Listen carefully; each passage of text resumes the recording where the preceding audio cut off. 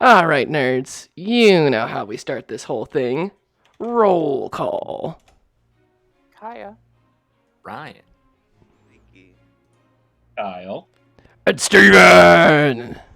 Welcome back, everybody, to episode 41 of our Mole Master campaign, The Odd Jobs, and part 7 of Mayhem in the Earthspur Mountains. Fun fact, the module that this is written for is supposed to be like a 6-hour adventure. We're on part 7. Each part takes about 4 hours, give or take. So, wow, we've really been going at this one for a while. When we last left our favorite adventuring party of Mole Master, our adventurers had safely made it to the bottom of the Falling Star Mine after successfully defeating an encroaching bullet who had nearly derailed and physically would have stopped in the party, but a good use of held actions and a devastating critical from the rogue put the bullet down. The party smoothed themselves down to the bottom of the mines, exiting out and taking a quick look around, seeing a large foundry still in operation, with a literal lake of molten iron being produced by the now enslaved miners of the Fallen Star Mines. The party went to look for one of the stone guardians resting within the mine. That's Iorn Ledwakazar, the king of the clan Ledwakazar, had informed our party about their resting places. Finding the first guardian, they discovered that this first guardian had been already discovered. Part of its being seemed to be removed, as if something had consumed whatever elemental energy once resided within this stone guardian. Collapsing after receiving its command word, the sound drew one of the stone gargoyle-like monstrosities. One of the many stone-masked monks that the party had fought through the past had now been twisted and warped into a larger, more intimidating and winged form.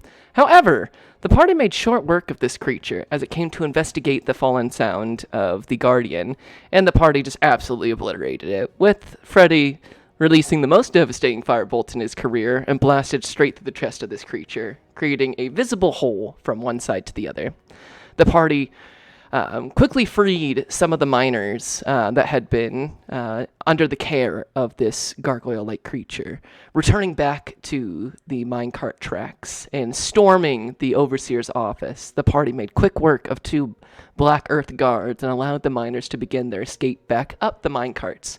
Inside the overseer's office, the party discovered a closed chest with an arcane lock. Using a combination of arcane knowledge and thieves' tools, the Lap siblings were able to unlock the chest, discovering a number of platinum that was mostly shared with the rest of the party, the ledger of the overseer, and a number of greater healing potions tucked away for whatever this overseer's emergency could possibly be.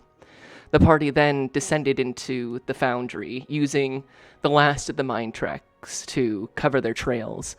The party led what should have been a rather difficult battle, but through incredibly good rolls, a impromptu bottleneck, and a thunder wave drawing a vast number of these gargoyle-like creatures to the party almost one by one, the party was able to decimate through the ranks of these creatures.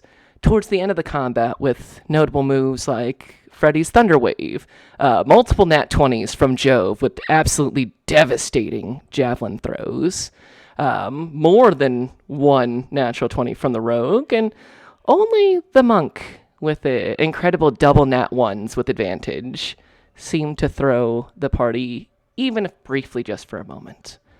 As the enemies began to fall before our party, Rornak, our very own monk, the one with the closest ties to the Mind Flayer Vonquo, whose very life has been entwined with the evil machinations of this Mind Flayer from the deep, the very insanity that drives it forward, also driving Rornak forward to their eventual confrontation.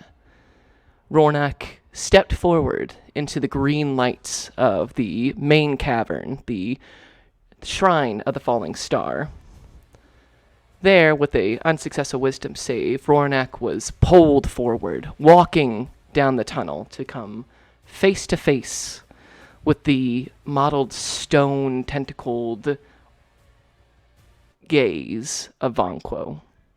Staring down, as I'll set the scene, inside this room, as the party runs to try to stop Rornak, with, I believe, Jasper being the one with the speed to grab him kind of by the arm and stand side by side as you enter into this final cavern. Freddy, Jove, and Aquila, just at kind of the start on the tunnel to the right, following after their party members after Jasper slays the final visible gargoyle. You stand in the Shrine of the Falling Star. A large, flesh, iron, and crystalline construct of some sorts rests in the middle of the room.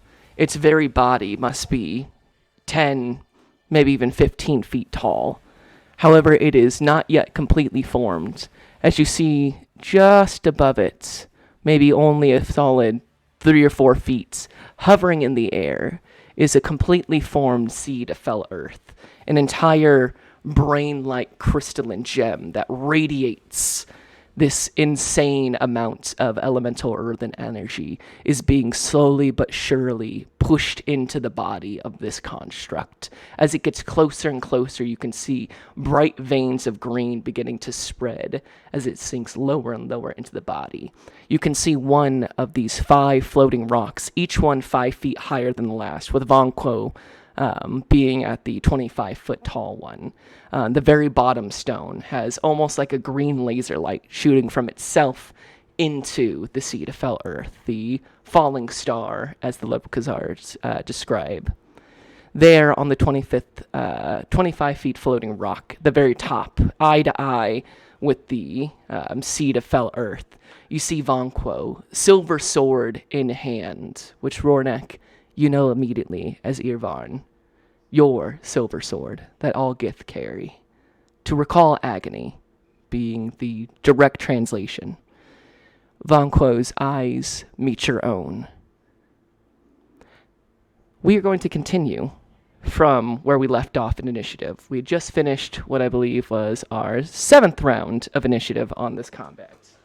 As Rornak and Jasper, you lock eyes with Vonquo. The same insanely bright green energy, brightly shining from behind, almost like 2 headlights in a dark cavern. You can almost see like the funnel of a vision, kind of like the red stain from Dead by Daylight, but in green. You can see this light wash over you both as he stares directly at you. Rornak, we had a discussion beforehand, so I hope you remember that one. But we'll get to that. We'll start with Jove. You are at the top of initiative. You currently are towards the mouth of the tunnel, closer to the pool of molten iron, right around the corner from your allies. Since each one of these squares counts as 10 feet, you are you're about 10, 20, 30, 40. You're about 40 feet away from Jasper and Rornak as they stand at kind of the mouth of this, directly in the light of the falling stone, the falling star. Gotcha. Jove will... And I'm assuming Aquila is sharing your space, as you guys oft do. Yes. We will march forward 25 feet, and so that will get me, 10? So I'll still be, 15 feet behind them, right? Yes, indeed. Gotcha. Then I will, and I don't see any other gargoyles at this point. Make me a perception check.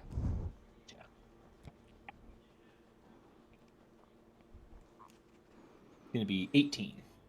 18. Right now, looking as you take in the foundry as you head into this cave, You do not see any more gargoyles in the foundry. And as you enter into the green light of this room, I'll say with an 18, you see the floating stones, each 5 feet higher than the last, with Vonqua, of course, at the highest one. You can see a number of those iron ore buckets moving along the outside, taking bits of iron from different areas. You can see towards the very back wall on these kind of wooden platforms, digging deeper into the stone, appears to be a number of miners who, even with this interruption that you have brought, continue to slave away, breaking into the iron stones. With an 18, you do kind of cursory glance around, and you do see there appears to be a halfling male in this sort of chain gang of miners working directly inside the cave. But to answer your question, as of right now, there doesn't seem to be any active gargoyles. And one last question, just because you used the word shrine once, I just want to make sure this isn't the shrine to the dwarven god, right? This is just the chamber where the falling stone is. I'll have you go and roll either religion or arcana. We'll do a little bit of religion on this. 12. 12? No, this does not appear to be a dwarven holy shrine to Grumbrar, the Earthen Lord. This appears to be the Shrine of the Fallen, or the, what do the dwarves call it? We had a map for this. Chamber of the Falling Star. Gotcha. Okay, well, with all that set, then I will just hold an action for if an enemy gets within my 30-foot javelin range to throw that, and then Aquila will... I'm just trying to remember, did anybody, make it known that Rornak was acting weird and, walking away or anything like that? I know that Freddy did the command. Oh, I also called out to Jasper to have her go over, so... You did see the chain of events that happened last time in order where you were making your way towards where Rornak was. Rornak began walking down past the gargoyles into the cave. Freddy tried to command Rornak to come back as he goes deeper and deeper into this green light. He rolled the nat 20, succeeded, continued deeper on, and then Jasper, with a devastating attack on a gargoyle, used the rest of her movement speed to catch up to Rornak. So Jasper currently, and you can see as you turn around, has caught up to Rornak and has a hand to stop him. But both of their gazes are currently turned up at Vonquo, the Mind Flayer, looming over them. Okay, then I'm going to use my bonus action to allow Aquila to do an action. She's got the full 40, so she can get right up onto Rornak. And then I'm going to have her use an attack action to attempt to grapple. I imagine that she's going to try and kind of grab his ankle, grab Rornak's ankle to try and stop him from moving further forward. Rornak, go ahead and do an opposed. For you, this would be an acrobatics check. All right, we'll roll. Not bad. I got 19. I rolled 11. You see Aquila clamps down around the ankle of Rornak as he goes to take another step in, pulls it right back down. Rornak, you feel the sensation of Aquila holding strong, not quite enough to break through your skin, but enough to normally cause you discomfort. However, Vonquo has Irvarn in his hands, and it has been so long since it has been in your possession. You just can't bear to take your eyes off of it right now. But yes, He does not. And that'll be Jove and Aquila. I'll have that held action with the javelin. Absolutely. Then it goes down to Rornak's turn. Rornak, we spoke last, so you hold your action until you hear Vonquo in your mind. Welcome back, Rornak.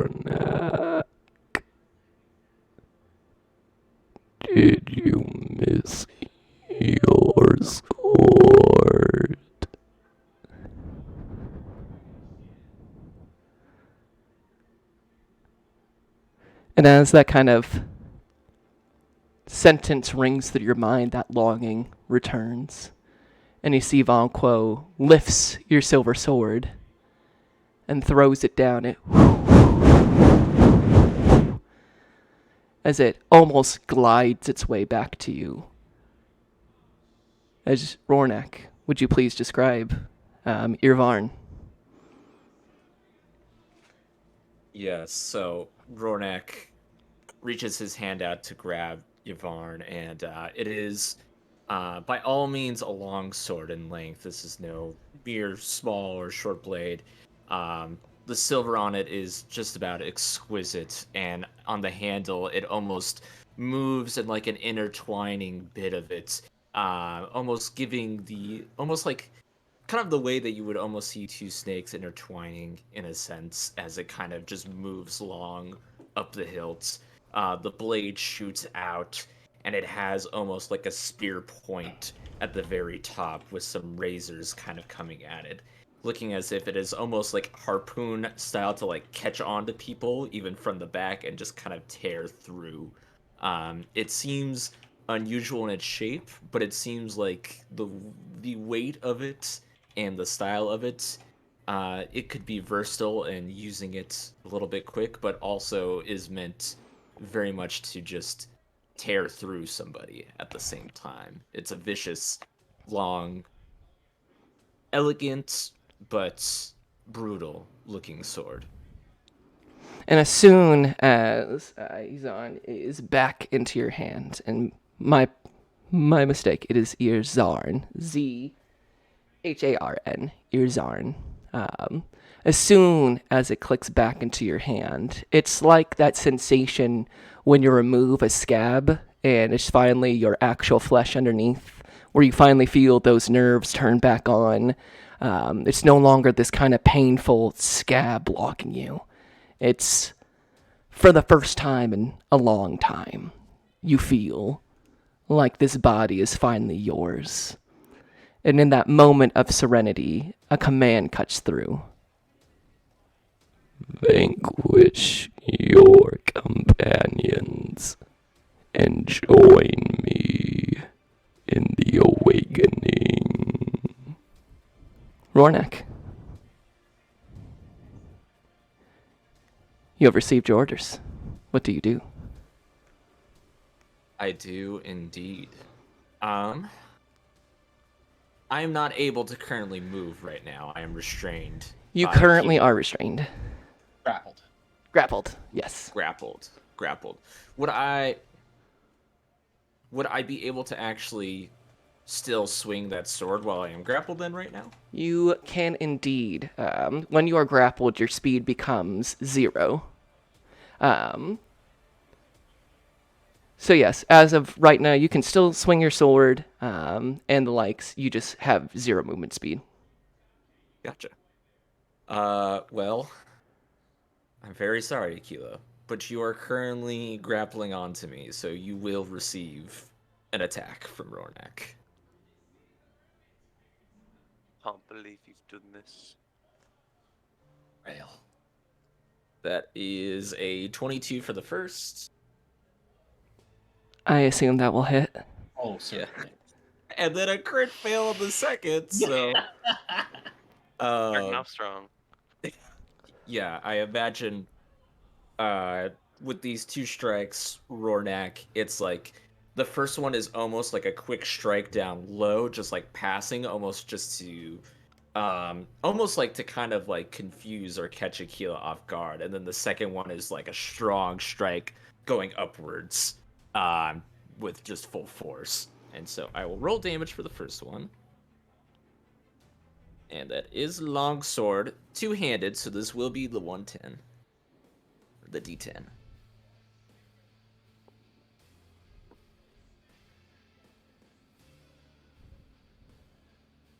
Oof. That's going to be for 13 slashing damage. Magical slashing. And you hear her squeal. It's a very reptilian kind of unearthly sound, and you feel the grip on your ankle let up for just a second, but she resets her jaw, and she's still there digging in. You can feel her powerful hind legs really kind of setting herself there, not letting you move. As you drive in for the second strike, the jagged part of your Zarn digs into the stone, and you feel it catch as you are disarmed for the moment. Gotcha. Rornak will still use the bonus action for the unarmed strike. Losing grip of the sword here, he will, before he goes to bend down to pick it up again, he will take another strike here at Aquila to try and release that grip. And that's a 19 to hit. That'll do it.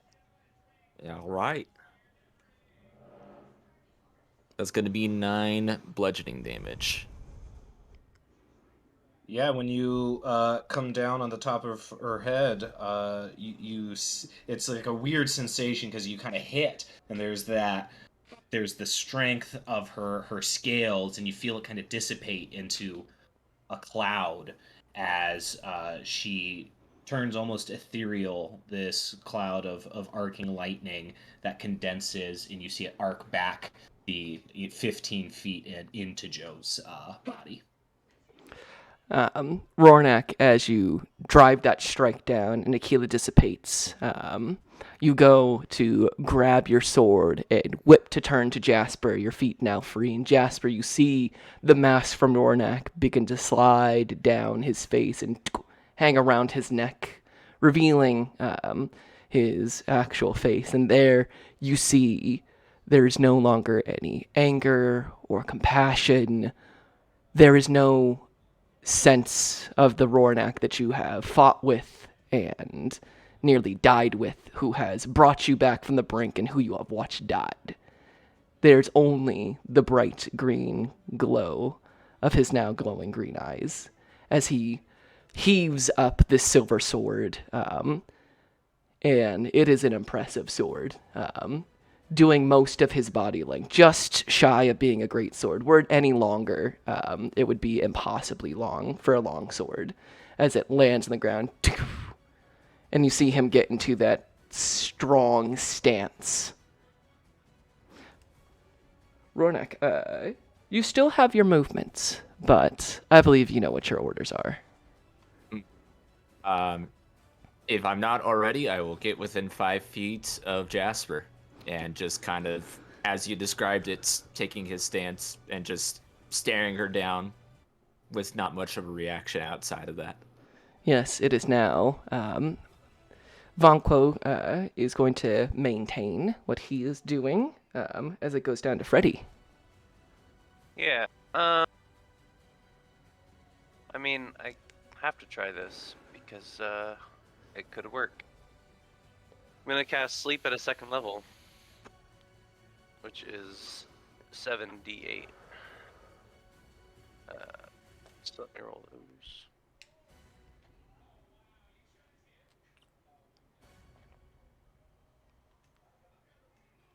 Okay, D&D Beyond. One of them is spinning like a top. There we go. Total of 34. Matched up with the music, that's what I was waiting for. Is that with my current HP or my max HP? Oh, your current HP. Oh, yeah, that beats it easily. I'm at 16. Freddy, you send this out, and Jasper, you watch as Rornak's face begins to slack as the muscles begin to relax. His eyelids fall heavy, and the green light does not stop, but is simply covered by his eyelids as he falls to the ground to sleep. His hand still, even in sleep, clutched tightly around Earzarn.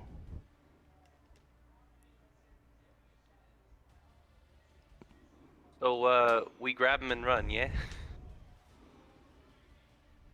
I think it's too late for running. I'll move 30 feet closer then, and I think I'm still like 30 feet back after that. But then I will end my turn there. Absolutely. 30 feet from where Jasper and Rornak are currently at. It is now the construct's turn. As you see there's this almost groaning sound, this combination of feral flesh and iron casing, this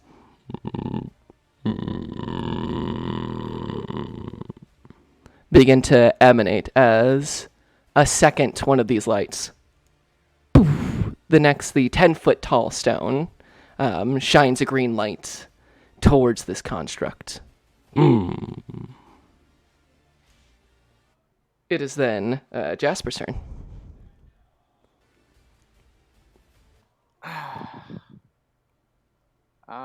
Seeing this weird. So you're saying the crystals that are making the circle are like shining lights on the center construct? These 5 stones do not appear to be crystals at all. They appear to be floating bits of earth. However, 2 out of 5 of them now almost are sending like this green laser from the center of their mass into whatever this construct is. And a second one has now lit up. Well, that's some bullshit.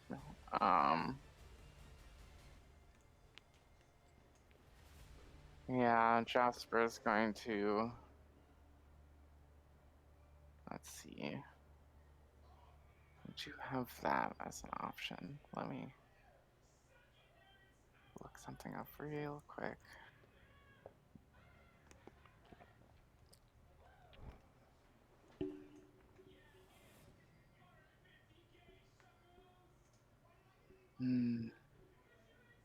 Okay. Jasper is going to dig into her bag and pull out a vial full of a fluid that looks a bit like salsa, maybe, when she pops the cap and drinks her bottle of dragon's breath. And we're gonna juice acid damage. And she's just gonna aim herself at those floating earth things.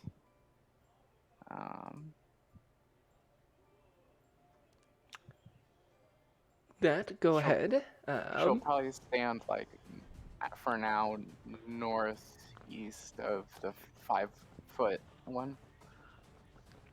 How many feet away?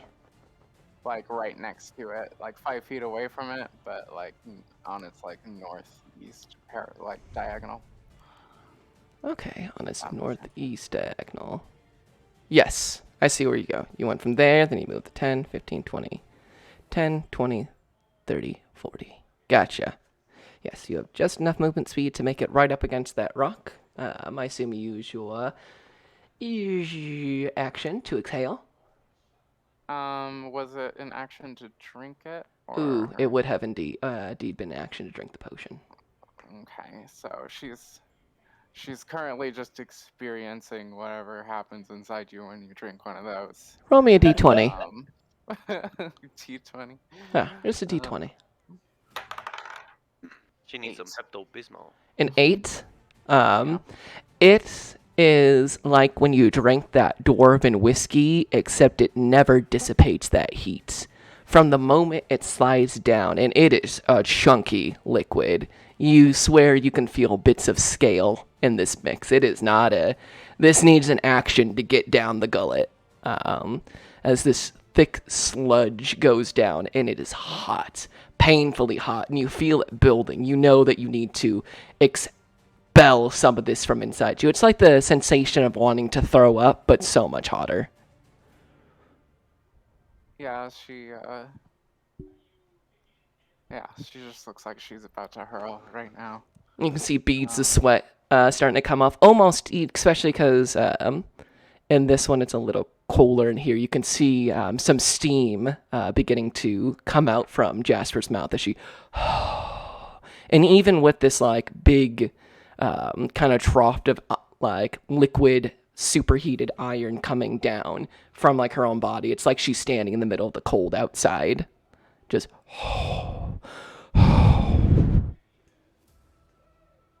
as the steam begins to turn to smoke. Yeah, that's gonna have to be her turn, I think. Actually, If that's how we're looking right now. Yeah, no, that's more or less my best option. We'll leave it there. You got it. We go back to the top with Yove. Okay, so let's see here. So we've got Jasper. Now you're kind of northeast of the 5-foot one, right? Indeed. Beautiful. Jove will go ahead and move 25 feet. You said that there were miners that were. Are they on that like left side? And those look like the iron buckets. Those They're are the indeed the iron buckets. You can see they're moving in a counterclockwise rotation, coming down from the foundry across kind of the like the roof, I should say, or like the top of this cavern. Going along, you can see that there are raised probably a good 20 feet above where you're standing, what appears to be like wooden scaffolding and the likes that have been dug into the wall, and standing at the top of those you can see a number of chained miners still slaving away. However, it's hard to almost hear the ping of their pickaxes from just kind of this insane buzzing, just this that seems to be coming off of the falling star. And it only gets louder as another one of these beams emanates from the stone.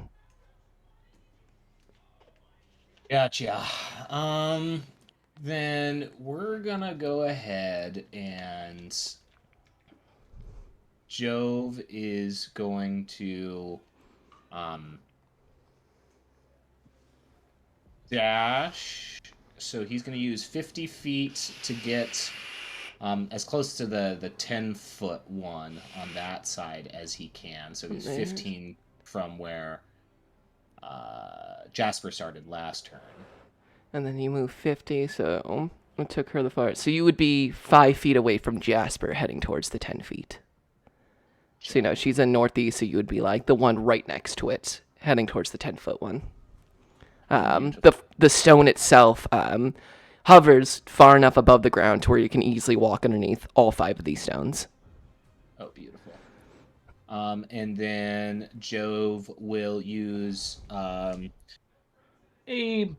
bonus action, and he is going to pump a level 1 spell to slingshot Aquila right back out of his body. So as she kind of like travels up into those marks into his back, I'd like to think that Aquila wants to get back into the action. So Jove digs deep, uses that connection that they have, and recalls her to the material plane.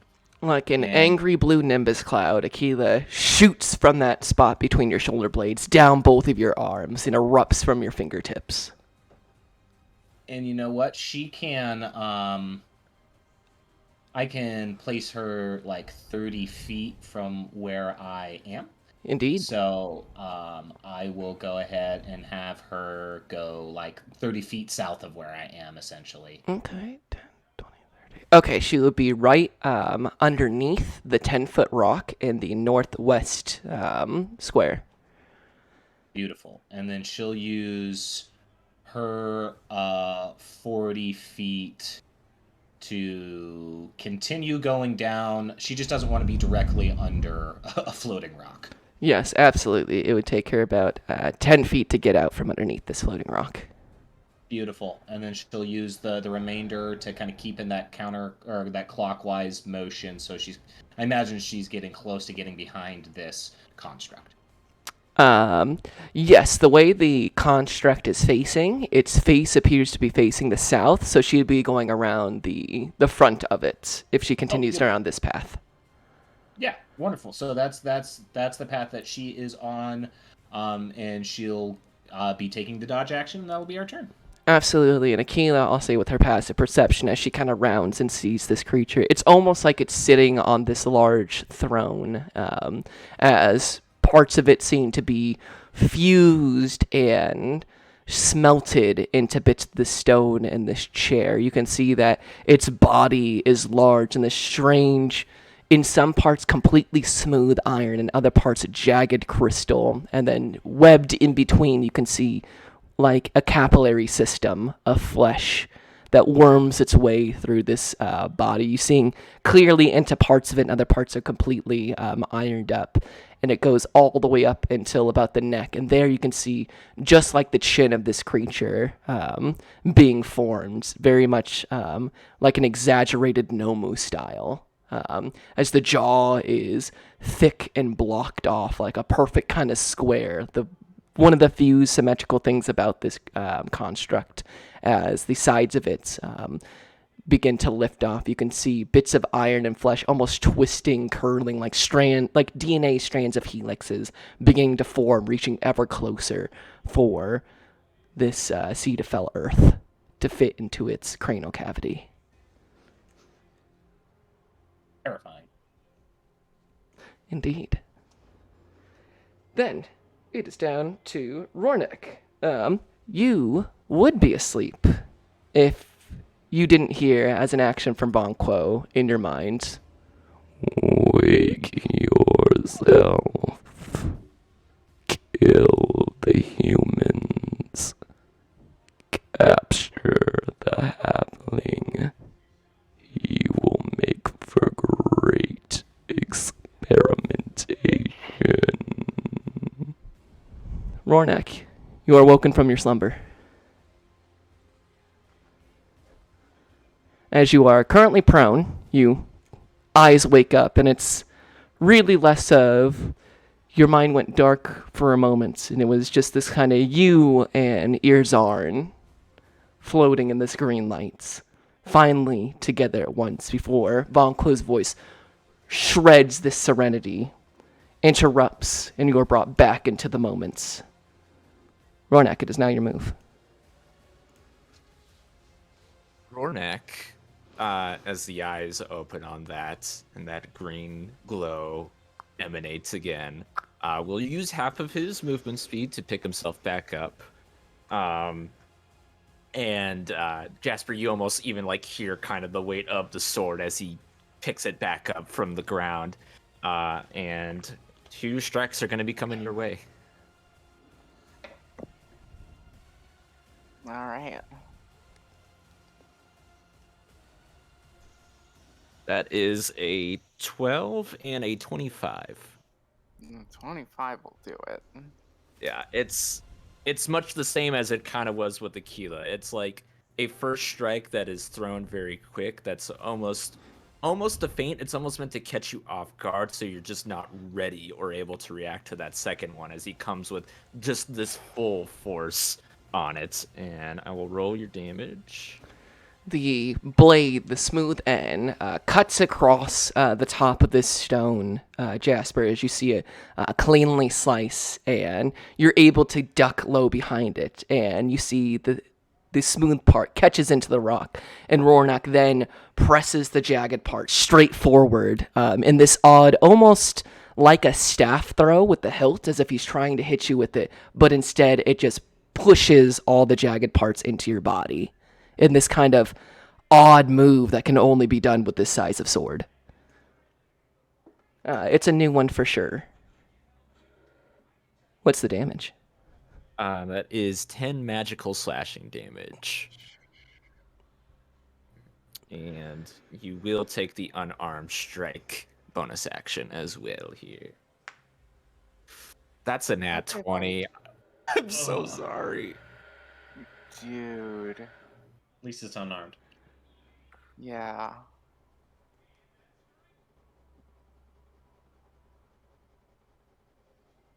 So that's the minimum, but it is 12 bludgeoning damage.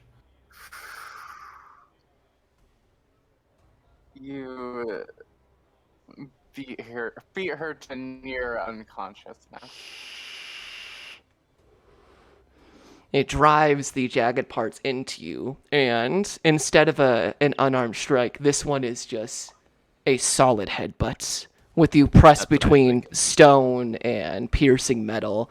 You look into Rornak's eyes, almost to question this, and shoo, he drives the crown of his head straight into your nose, and you feel blood begins to pour. You feel your vision begin to fade, but you're able to hold on to consciousness. No movement there from Rornak because he's still got his orders here. So that'll be all for him. Freddy.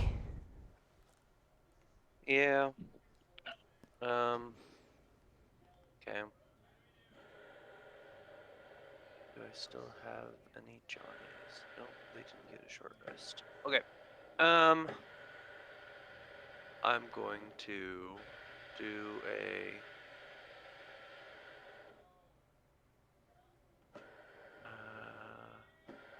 do I heal or do damage? Okay. Do I have a Johnny out?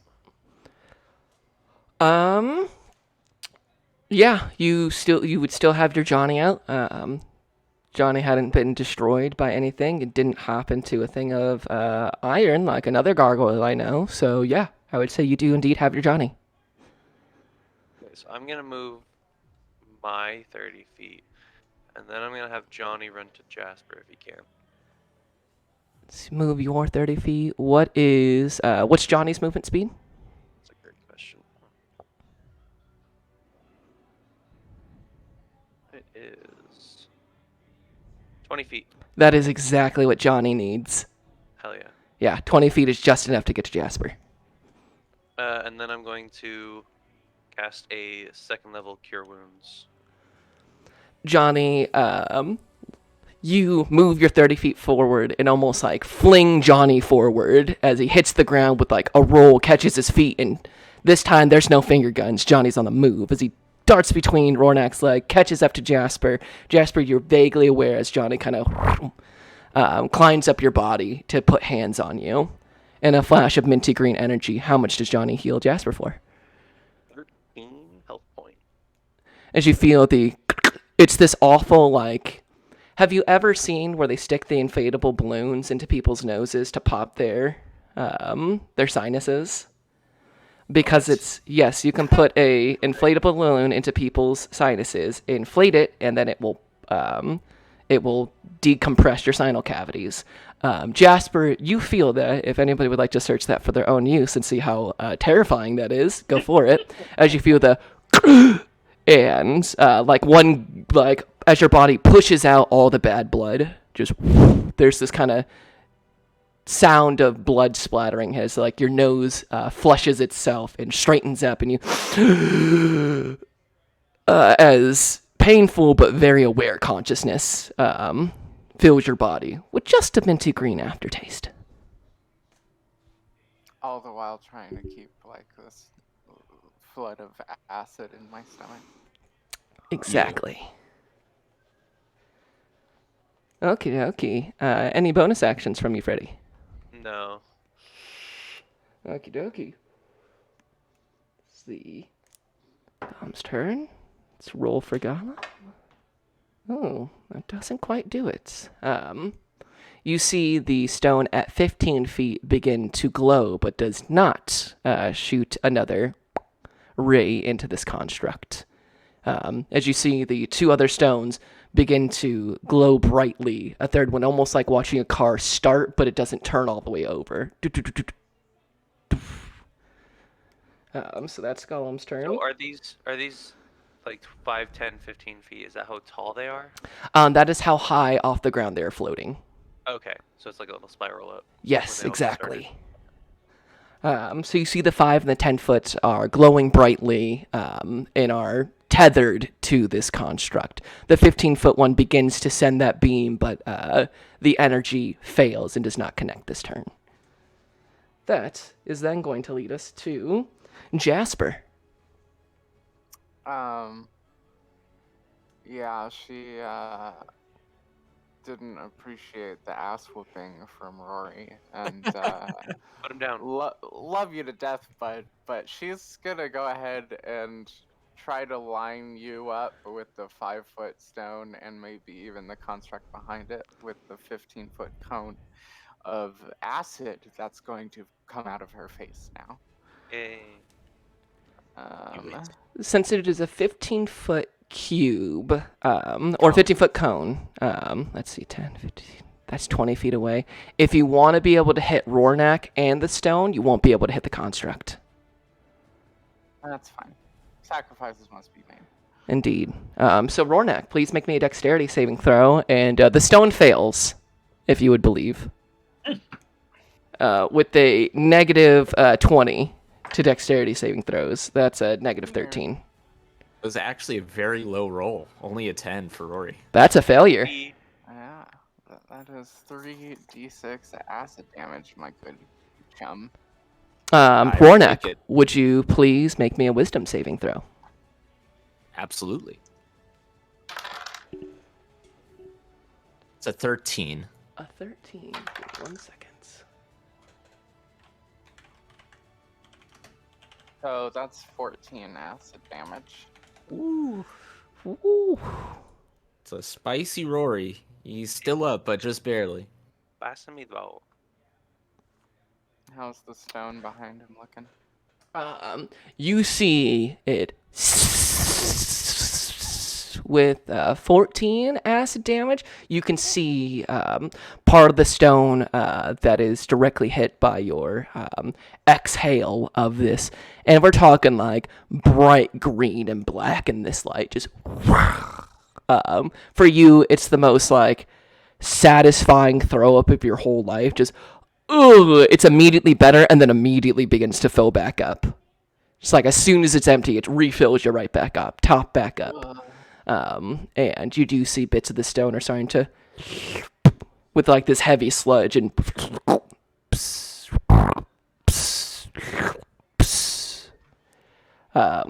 you can see a bit of the light beam kind of shooting into this construct begins to fade. It's not completely broken. It's clearly been damaged, but it's not done all the way. And a 13 on the saving throw. Ooh, hold on. Where's my DC? Give me my DC saving throw, you fiend. That's a failure. You are still under the effects. Gotcha. All right. Any movement from you, Jasper? Nope. She's gonna stick to it. Absolutely. Back to the top with Jove. After hearing that, I'm sure Jove would have whipped around and see that Rornak is still causing problems. Yeah, and I'll say, Jasper, to save your mask, you've had to take it completely off or just acid through your own mask. So you see, like, at this point, I would say, an almost completely unmasked Jasper, you can see little bits of, like, black and green kind of falling off like somebody was just thrown up, like, dripping off of her chin. While it doesn't burn you, Jasper, as it touches the ground, there's psst, psst, right next to a completely unmasked Rornak, who, whilst you can see the acid is sloughing away parts of his skin as he takes a full broadside hit from this, the green eyes just continue to not even flicker. Well, from my position, he's just going to have to do this. He is going to do another bonus action to cast Zephyr Strike. So that's going to give me 55 feet of movement. I'll go... Vonquo's on the 25-foot one, right? Uh-huh. Jove will go... essentially, wherever he needs to get a line of... He wants to be close, get a line of sight. I imagine that since he's 25 feet up, I'm going to have to throw at long range distance anyways. What's your short range? Short range is 30. Short range is 30.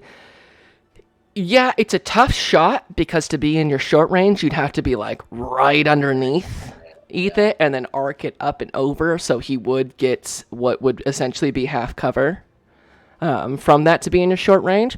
However, if you were to get on top of one of these stones, you would then have a much better shot. True. Yeah, okay, so I can get up on the backside of the 5'1", right? Because that's not where Rornak is. He's on the north side of it. Indeed. Okay, yeah, Jove will... So he's got 55 total movement, so he'll go up onto that 5 feet. The 5'1",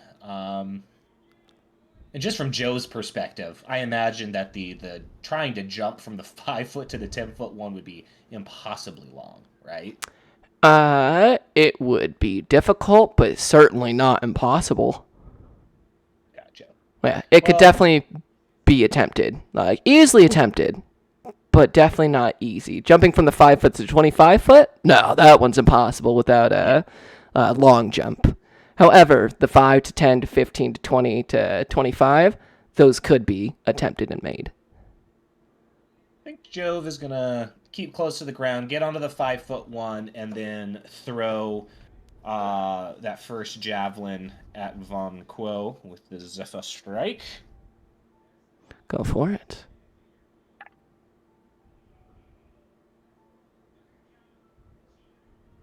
Does a 15 hit? A 15.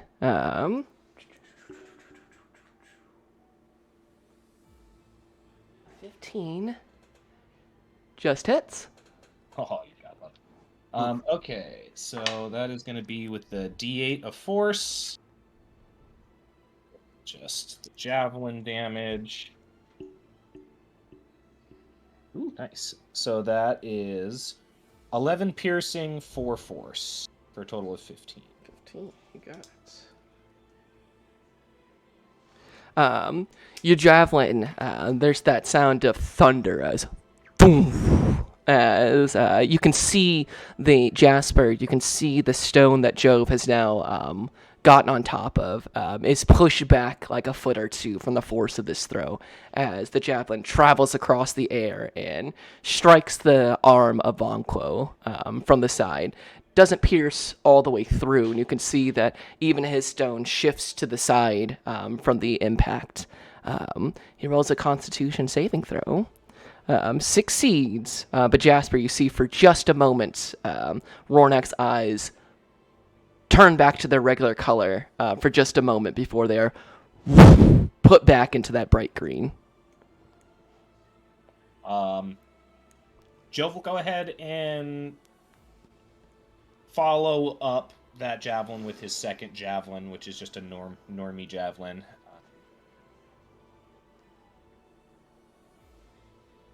Ooh, nice. That's 25, so that hits. With disadvantage? Oh, no, with disadvantage. 18. 18 will hit. And D6.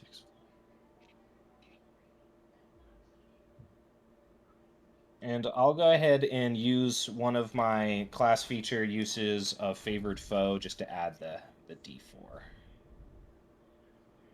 of piercing. And I'm going to use my Piercer feat to re-roll my D6. So we're looking at 11 10 piercing. 10 piercing. Gotcha. Another strike, this one in the opposite arm.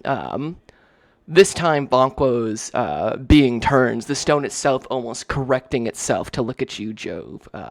The green eyes pierce down on you, and it is this snaking, worming sensation in the back of your mind, as both you and Aquila simultaneously feel and hear this. Don't you want to know what you are, Jove?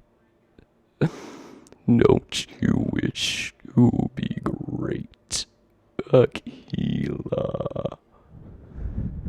Do not fight I will show you such great things.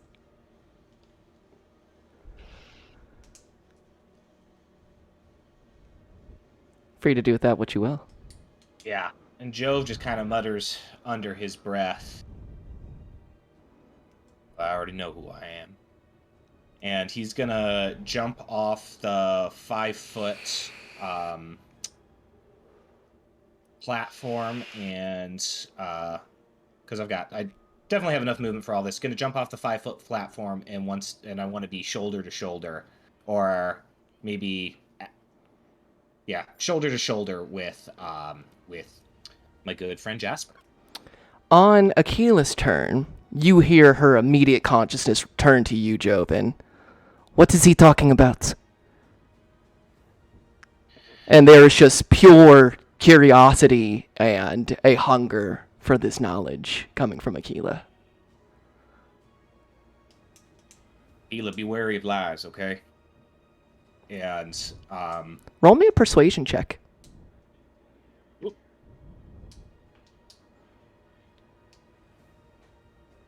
ooh, that is not good. That is a 3. Actually, no, that's a 2 because I have a -1. -1, so that's a 2. You say that and you are met with immediate resistance from Aquila. Aquila is going to take this turn to take the dodge action and stay right where she is in front of the construct and turns her head to Vonquo and then back to you.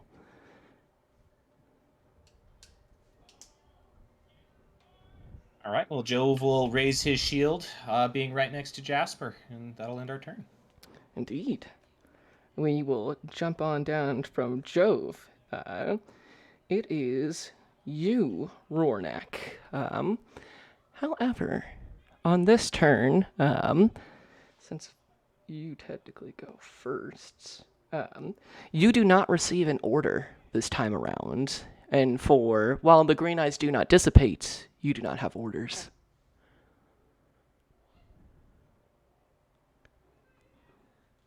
So your turn is up to what Rornak would do. Is this just Rornak what he would do, or? Indeed. For a moment, you see that kind of, the green doesn't turn off, but it fades to this kind of dull green. Jasper, you see this most accurately. You have not received an order. What do you do on this turn? You have your action, your bonus action, and your movement.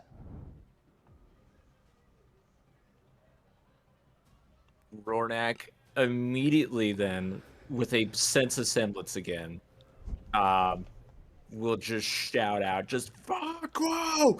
and follow with, "It's him controlling it all!" And he will definitely take out. Oh man, I'm right by where he is, right on that 25-foot. You are still next to the 5 foot.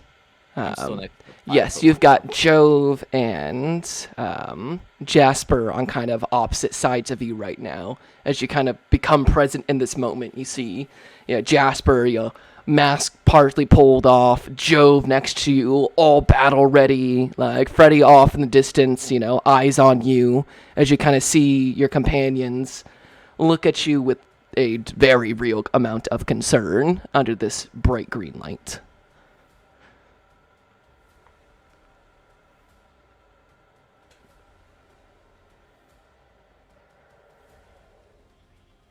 Alrighty.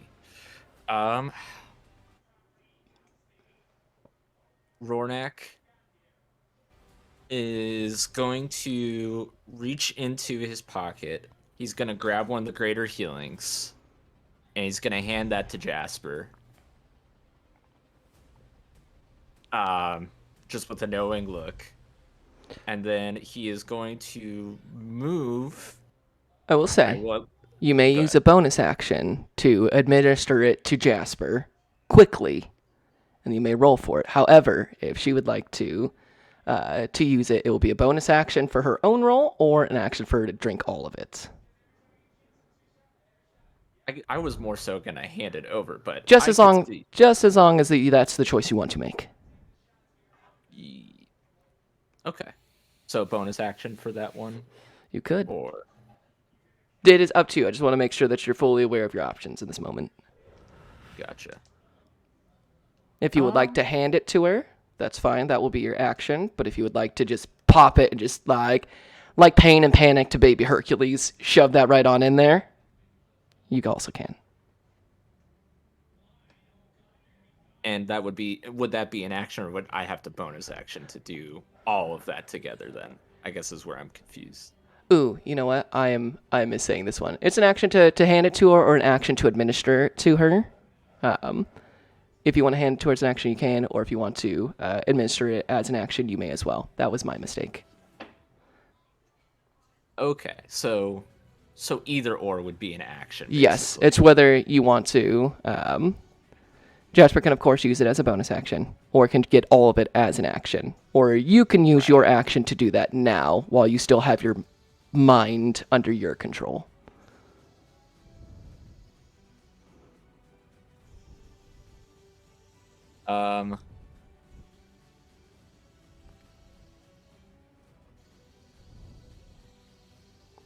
Yeah. Ronak will go ahead and use the action to administer it. And yeah, that's the main action there. So Yeah, go ahead and roll 44 plus 4.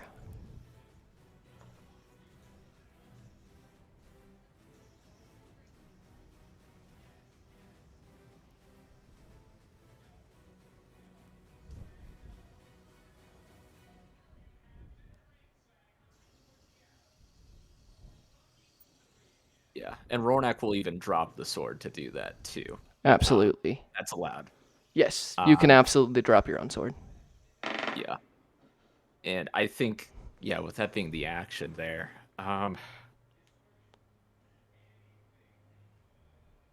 he'll do that, and I can't do that as a bonus action. So that's pretty much the most for Rornak, and I think just with like the last bit of himself that he has, he'll just say, "Strike me down, guys, if you got to, but don't let him out." And what do you heal Jasper for? That was the greater healing. Yep, So that 44 was plus 4. 44 plus 4. Yep.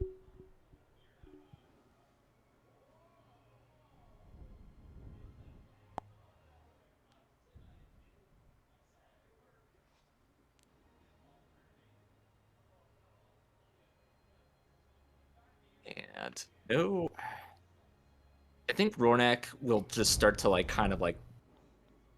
I think Ronak's almost like in a bit of a haze here. So with the movement, I think he'll just start to kind of like back away and move a little bit almost. I don't know exactly where he's cornered. He'll start moving a bit towards the entrance, like keeping his back away from everybody because he's not sure.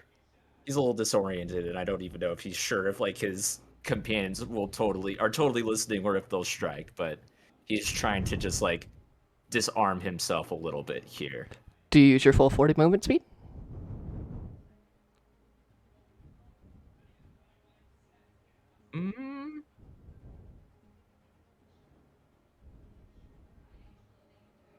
No, he'll put himself at the doorway. He won't use the full 40.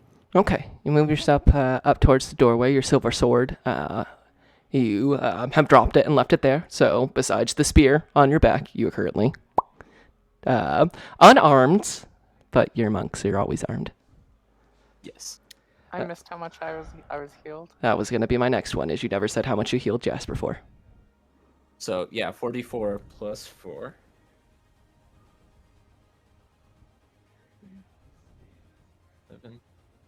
So that is for 12 HP total. Dope. Thank you. Absolutely. You get this moment of Pepto-Bismol relief in your stomach as you feel this just the warmth, that kind of fire from your inside spreads out, and you feel your whole body get warm and almost like a painkiller like high shoots through you as you float for just a second, and then the acid begins to build up. Your body feels great. Your insides still feel like they're holding a shit ton of acid in them. That's a whole lot of liquids in your gastrointestinal system right now. Yeah. You're like a bloated sausage. So I see. Sausage. Okie dokie.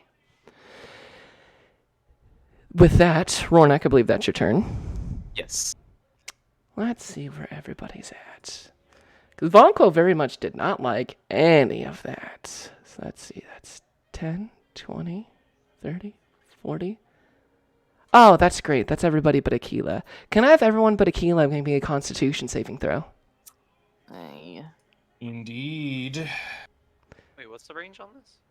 It's a 60-foot cone. That's a 10. Oh, okay. A con save. 14. 14, 15. 15, 21. 21. Everyone who rolled below a 15, you fail.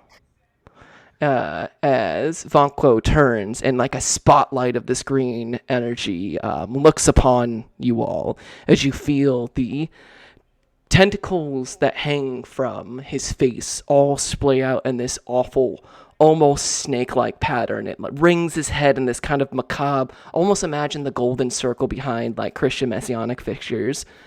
Instead, it's all green and stone as it and flashes forward. And those of you who feel your legs begin to calcify as you begin to turn to stone.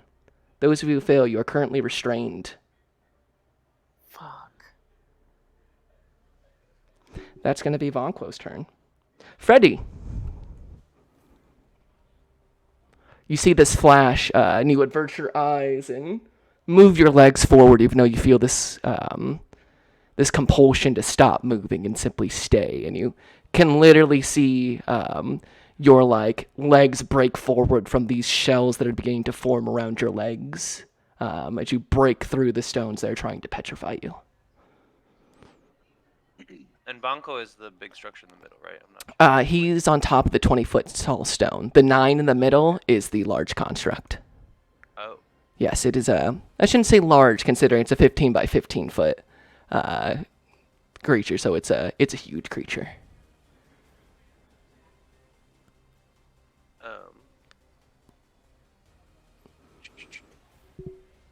And can I see what kind of creature Banco is? Yeah, you would be aware since they've told you that Vonko is indeed a mind flayer. However, roll me an Arcana check.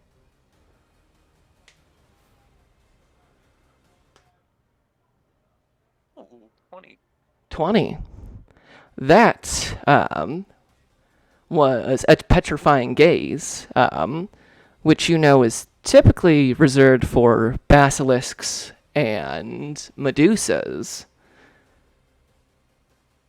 However, looking at Vonko, you can see he's clearly infused himself with an insane amount of earthen elemental energy. As you can see, bits of his anatomy have been petrified and changed as he is now morphing from something that is purely mind flayer into something more. Terrific. What I'm gonna do then is I'm going to cast a Stinking Cloud, my new 3rd level spell that I picked up from the last level.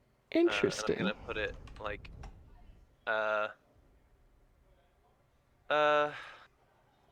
like 5 feet above the ground, like right around that 20-foot stone. So that way it like goes up to 5 feet above the 20-foot stone, because it's a 20-foot sphere basically. 20-foot sphere, and I'm centering it on a point that I can. Is he on the 20-foot or the Point within 25-foot one? I thought he's 25. He's on the 25-foot one. Oh, okay. I thought you said 20. Then yeah, 10 feet up on the 25-foot. Okay, enough to hit Vonquo and this thing in the center. Yes. Okay. Yeah. And so it extends 20 feet in all directions. And then I'm just gonna position myself so I'm out of it. All right. I believe Vonquo needs to Behind make a 5-foot Constitution saving throw. Let me see what kind of save it is. Ooh, it's at the start of its turns. Yeah, and it's not even a save. Oh yeah, no, it is a save. Constitution save. Okay. Okie dokie. So Yeah. yeah, that's there now. Gotcha.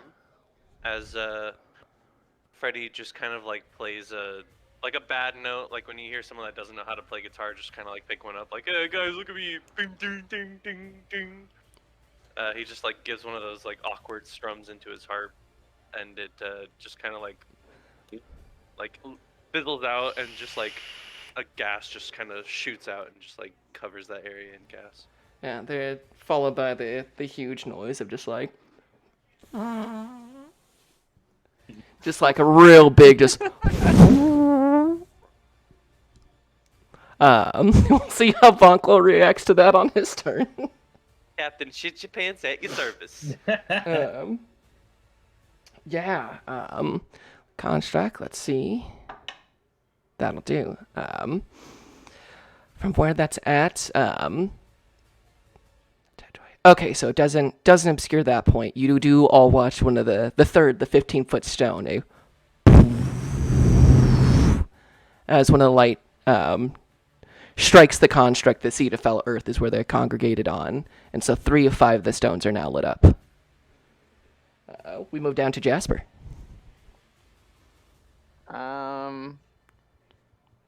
Do I have to make a con save for this? You are not in the stinking cloud. No, for the Oh, petrification. at the or whatever's petrification. happening. Please hold. Please I hate hold. to remind you of the fact that that's happening. I would have That's gotten there. where we're at. That will be at the end of your turn. Okay. But I have 0 movement speed. You okay? currently have 0 movement speed. Okay. In that case, can she contort her body in such a way to catch the 5-foot and the 10-foot stone with her 15-foot count? Let's see. From your at. Roll me an acrobatics. Sure.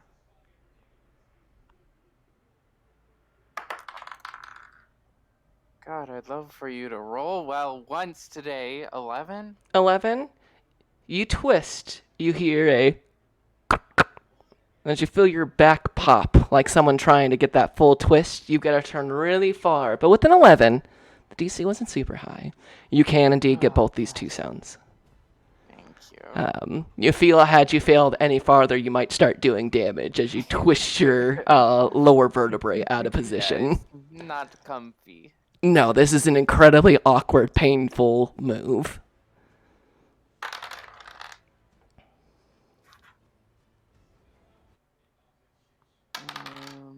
So nice. That's a total of 15 acid damage. 15. Yeah, you see the 10-foot tall stone, parts of it begin to slough off. The majority of the 5-foot stone begins to... There's just a little bit left, just flickering every now and then as it's trying to maintain. And as it flickers, the other 2 vaguely flicker as well.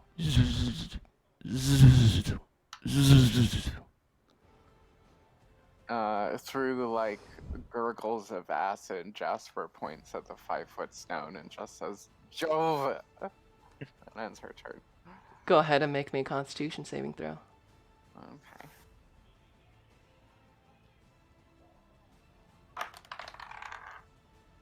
There we go. That's a 23.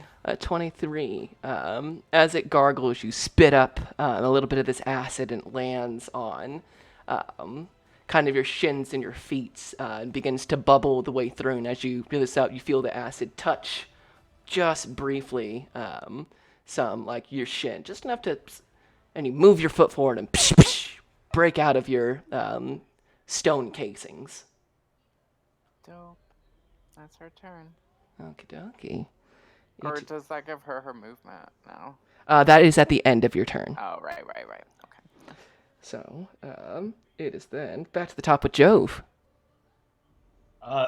Hearing that from Jasper, Jove is going to rifle around in his pack and pick out that potion of acid and he is just going to use an action to just fastball it at whatever is left of this 5 foot, and hopefully totally evaporate it here. So you told me it was 3d10.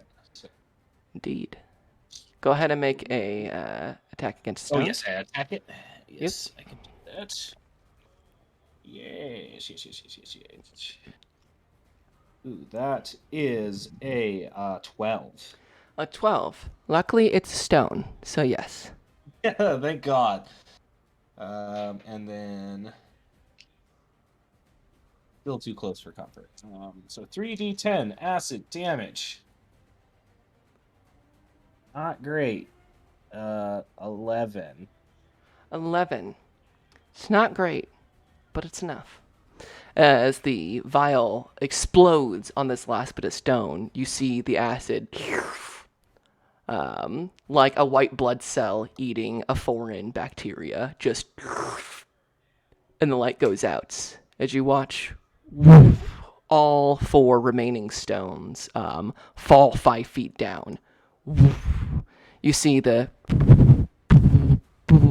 2 stones that are still there continue to flicker, but they don't seem to be stable any longer.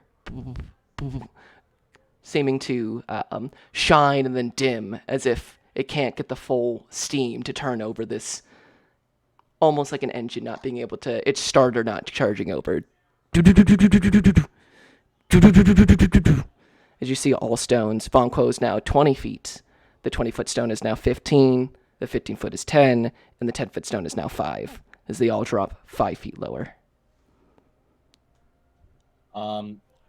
Then Jove will move his 25 feet clockwise towards what is now the new 5-foot stone. And then he is going to call out to Aquila and say, don't you see all these people in chains? We'd be just like them. Gotta fight, Aquila. Go ahead and roll me a persuasion check.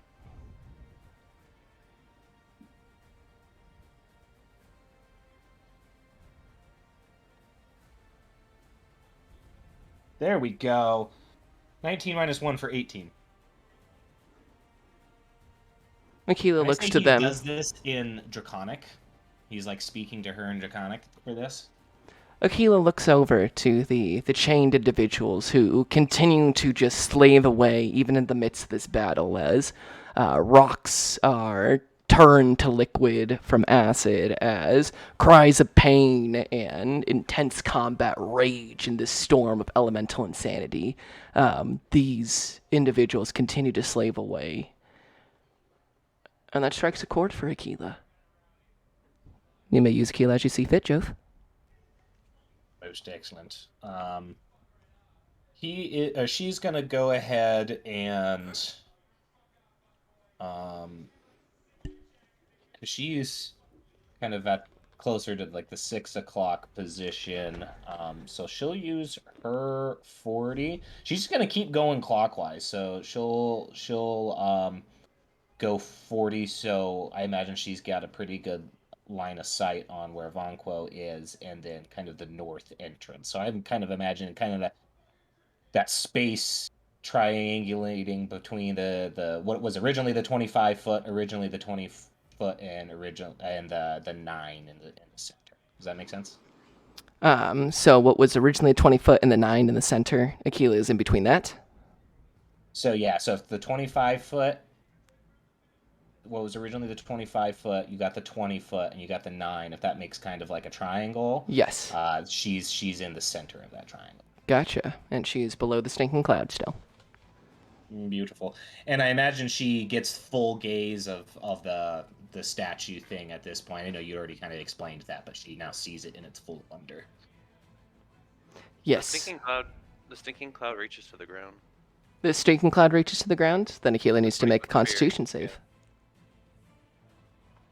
Well, it's starting your turn in it, right? Or when you enter it, I think. It is. Well, I'd like to think that she would be not stupid enough to walk into a cloud of stank. Oh no, But- it is at when the you're start of shooting it at of a every turn. That's weird. Okay.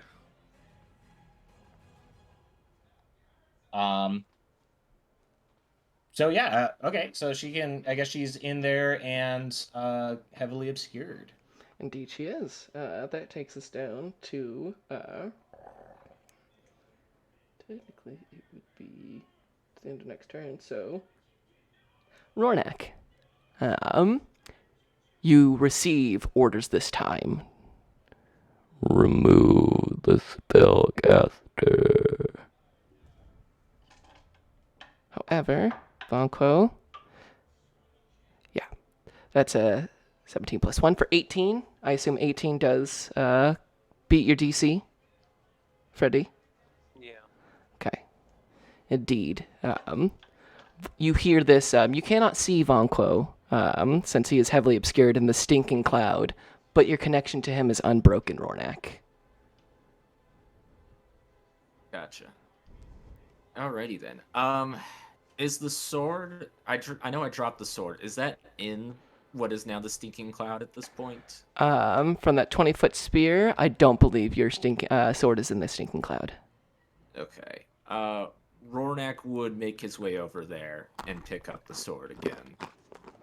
And is gonna use... does he have enough movement as it is to make it over then to Freddy, or would he have to sprint? You would have to sprint to get to Freddy. He- Since Rornak he- chose to leave his silver sword there last turn, you take your full movement to get it, and then you wouldn't have enough movement to get to Freddy. Gotcha. He is under orders though, so he is probably gonna burn the key point to get the extra movement speed over. Indeed. Freddy, you see Rornak dash forward, grabs the silver sword, almost drives it into the ground to whip his body around, and like a slingshot, just maintains the momentum and shoo! Like a man propelled by the wind, begins moving full speed in your direction, using your bonus action to dash for another 40 feet of movement speed. Mm-hmm. And I believe, Freddy, you have not moved since entering into here.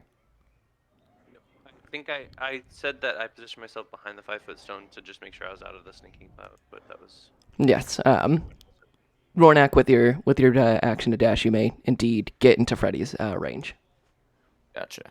All right, and he will make the 2 strikes with the sword. So that is a 11 and a 17. 11 and 17. The 11, I don't believe, hits Freddy, but I believe the 17 will. Correct? Yes. Alrighty. So wait, how is he... He's attacking with flurry of blows? He used a key point to use a bonus action to dash, and now he is using his regular action to make 2 strikes. Okay, what's the action economy on picking a weapon up off the ground? For me, the way we've ruled it is a free action. I've let Jasper pick up weapons that have been put down as a free action multiple times in the campaign.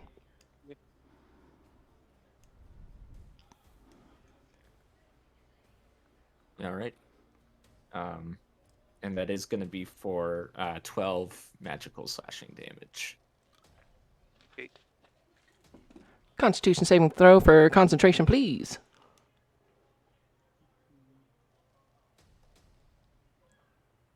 20. 20. Yes, the stinking cloud persists.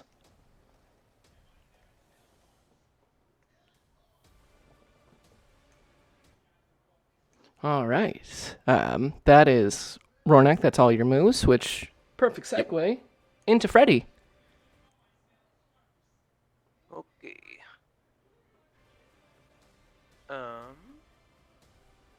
I am going to...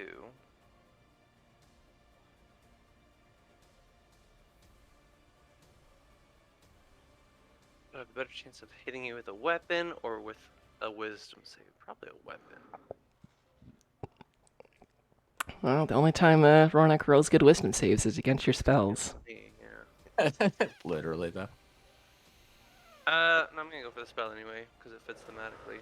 I'm gonna look at him in the eyes. No, because he already said what it was. Okay, I'm gonna go with the weapon. With the weapon.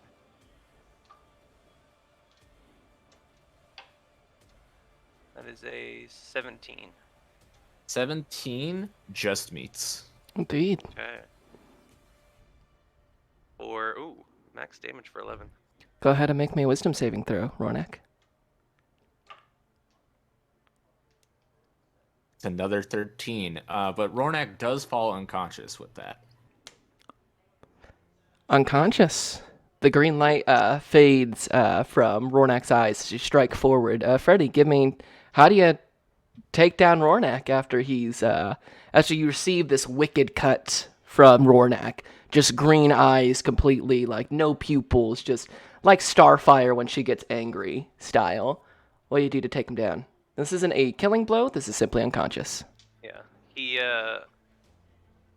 He comes at me at his, like, super high speed, and then it's like an anime where, like, he gets his sword attack on me, like, in the shoulder, but then he looks down and sees that my rapier just, like, went through his stomach.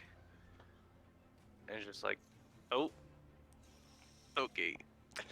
Rornak, I just kind of like roll him off of me onto the ground and turn my focus back to Bongo. And I had 2 HP up to that point, so Rory was a bit on fumes even. Just being really propelled through adrenaline and orders on that one. The green light fades. Rornak, your senses snap back as you are face to face with Freddy, as you feel him kind of, as gently as he can, roll you off of his rapier as it pulls back, and as soon as it does, your mind is your own, but then you're immediately blazed by the darkness of unconsciousness. Makes sense. Okay. Um, Good going, Freddy. Yes, that's my action. Wow, he's not a bug either. He's not a bug. Yeah, it's starting to get good at killing other things. I can't do anything else. Yeah, I'll just stand over his body and yeah, that would take an action. So I'll just stand over his body and just make sure I keep breaking line of sight with Bongo. Because now the 5-foot one's on the ground, so I should be able to like break all line of sight even. Yeah, and right now he's heavily obscured anyways. So you can't see him, but he can't see you either. Wondrous. All right. Let's roll. That DC becomes harder now for the construct. Doesn't matter if you're rolling that 20.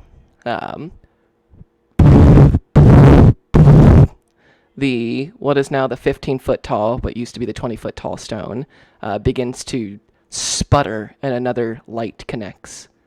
They all almost trade off in their connections as they as the stones are still trying to connect. However, you can see that that connection, while with the third stone is stronger, isn't stable anymore. It's no longer that nice, solid, almost light construct. It now flickers and almost disconnects sporadically. And then that brings us down to Jasper. Okay, where's Joe standing right now? Joe, where are you standing right now? I went clockwise towards the 10 foot, so I only had my 25 feet, so I'm... Okay. Is there somewhere I can hit both the 10-foot and the 15-foot stone with my acid without hitting Joe? Without hitting Jove? With your 40 foot of movement speed? Yeah. Cool. Okay. More acid is vomited. Oh, that suck. Yeah, that was only 7 acid. Yeah, you feel, you expel more of this acid, and, for the first time in the last, 30 seconds, you feel your stomach empty prematurely. And then you take an inhale in and then begin to feel the acid rebuild. So part of the stones do solve away, just not as much as your first 2 spittles. Yeah. That'll be it for her, I think. Okie dokie. Back to the top with Jove. Righto. Let's see here.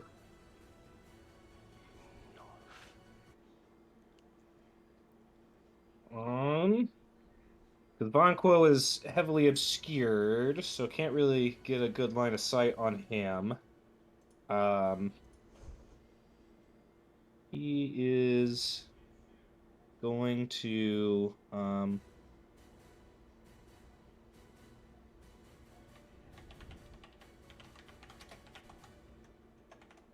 he'll go ahead and try and fuck no, it's covered in acid and shit, so he's not gonna fuck with that. He is he'll go ahead. No, that's the goal. He'll go, I guess, his 25 feet laterally, so just to the left. So getting closer to the 9 as he can. And then he will go ahead and, I suppose, ready in action. So if I forget with heavily obscured, is it that I can't target? And With heavily obscured, let me pull up the ruling on that real fast.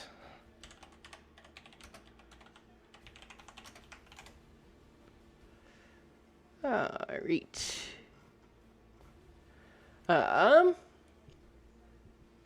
Okay, absolutely. So that leaves us.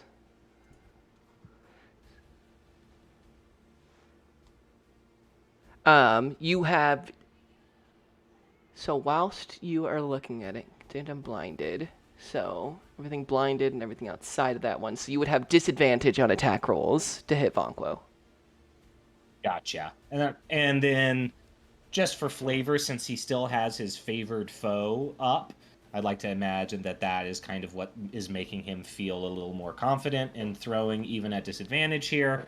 So he'll do, instead of holding an action, he'll just go ahead and do 2 disadvantage javelins on him. So the first with disadvantage is... The favorite enemy at this point, it's almost like predator vision. Like you can see the general area where Vonquo is, this kind of like blurry visage of the Mind Flayer, deep in this kind of roiling, noxious cloud.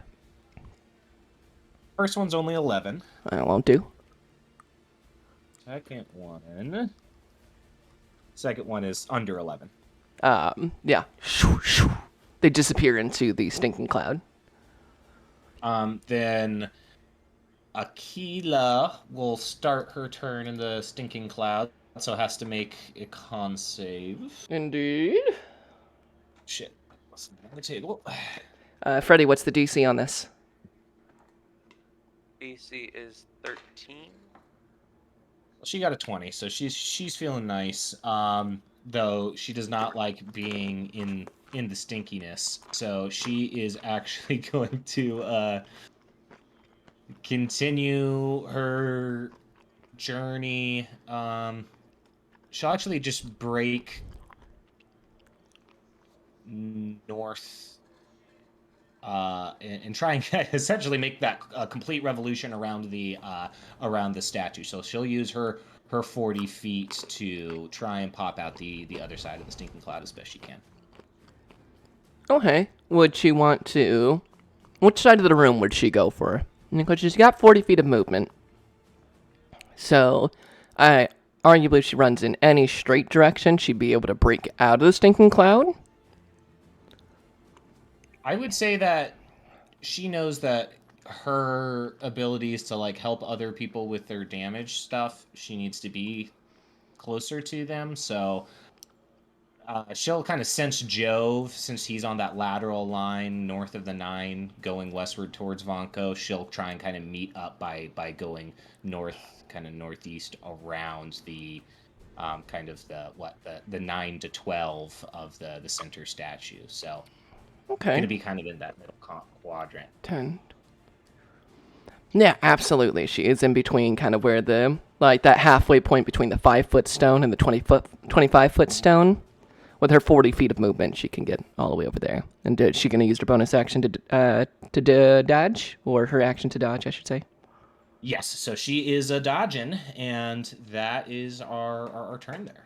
Okie dokie. Rornak.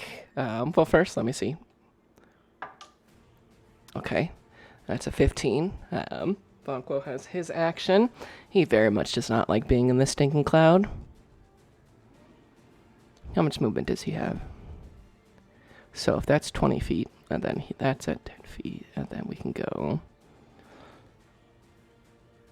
10, 20, 30, and if that's... Challenge that he can't see where he would be going immediately. He would have to leave the cloud before he can... Alright, that's fair. That is indeed fair. Okie dokie. Then... Yes, we're not going to do that way. Instead, Vonko uses his action, and let's see if that's at 20 feet on the cloud. You need to get out of it, and centered right there. Descends downwards. And Vonko will, well, none of you see it, will descend downwards, touching the floor. And he's going to move his 30 feet to where Rornak last pinged. And that's going to be 10, 20, 30. So, Freddy, Vonko leaves the cloud and almost doesn't even stride, floats across the ground towards you, 30 feet, ending up, since you are right next to Rornak at this point in time, right next to you. Rornak, you're currently unconscious on the ground. Make me a death saving throw.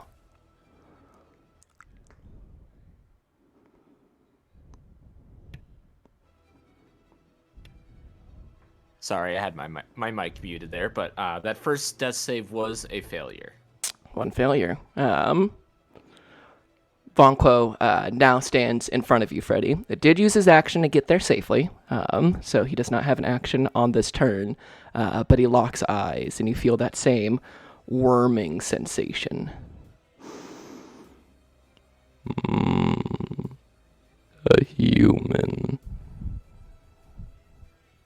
You have already been cataloged, but perhaps you will provide sustenance.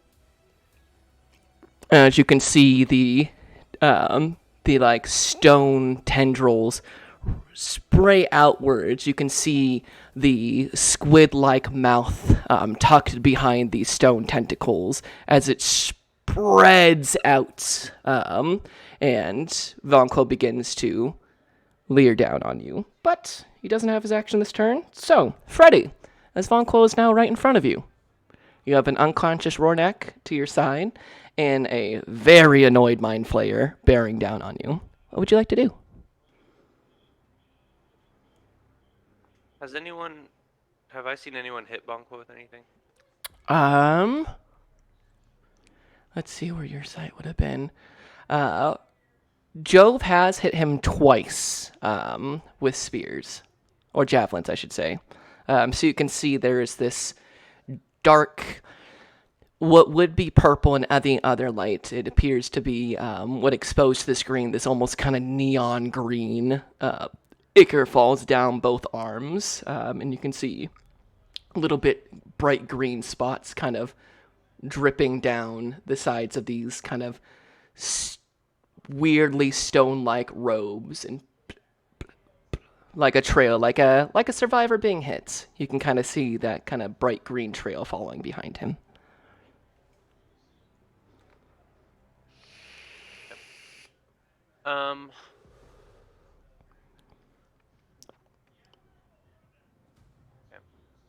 Here's what I'm gonna do. I'm going to go for it. I'm gonna do a 3rd level sleep 3rd level sleep. Go for for it. 98.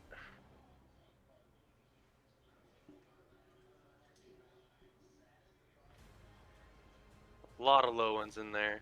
32. Less than my 78. You cast this out and sleep. How quaint. As Vonko gets ever closer to you.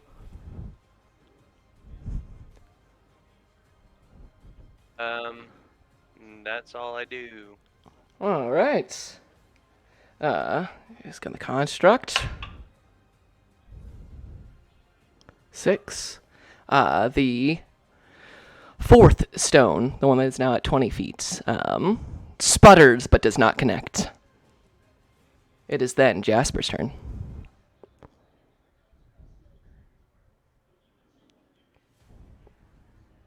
Jasper, you muted. Oh, thank you. She's gonna try to hit those 2 stones again. Go for it. Roll your damage. Come on. That's 8. 8. Some more of the 2 stones begins to slough off. However, 8 is not enough to completely destroy both of them. You can see I'm going to refer to them as before they fall, and we'll just assume they're 5 feet lower. The 10-foot stone has lost probably about half of it at this point, while the 15-foot stone is only missing a quarter. Okay. It's like, and you see that 4th stone, even in kind of the fog, glows bright green enough to kind of like see it through the stinking cloud, but it can't seem to quite connect yet.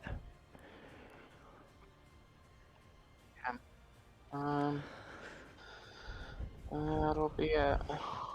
All right, back to the top with Jove. Yes. Okay, so Vonquo is bearing down on Freddy. So Jove would definitely have seen that. Correct me if I'm wrong, but I don't think Jove could run up on him, right, on Vonquo. He's more than 25 feet away. Not without using your action to dash there. Yeah, I don't want to be doing that. Them damned halfling legs. Those damn tiny halfling legs. So he'll go ahead and throw on use a bonus action for Zephyr Strike. So he will do the first one with I will position myself so I'm 30 feet away from him so I can be in my distance. Do my first one with advantage. So close to greatness. That is going to be a 26. That'll hit. Aquila will throw a little extra sauce on that with her lightning damage. I will need you to split the damage on this one. Okay, gotcha. Yes, I need to know what kind of damage, since you're using lightning. Yes, okay, so we have, for the first one, I am going to use Piercer to re-roll. There we go, love to see it. Okay, so we are looking at 11 piercing, 3 force, 3 lightning for the first one. All right. Your javelin streaks across, striking Vonquo in the upper arm, sticking out. Aquila's bit of phlegm touches the tip of it as it pierces in. However, you see, instead of like that convulsing that you're used to seeing, Vonquo seems to simply shrug off the lightning. It arcs across like the stone tentacles and just dissipates. He appears to be, in a way, grounded, as his feet physically touch the floor as soon as that lightning hits. It's like, and he connects to the stone. Then, using my extra 30 feet that I have off of Zephyr's Strike, Jove will take out the Electrum Spear and do a charge for that second attack and hit him with the Electrum Spear in the back. Would I get flanking for this? Since he's right in front of Freddy, yes. Wondrous. Oh, so close to greatness again. Rolling these 19s. Yeah, so that's a 26. We will do 26.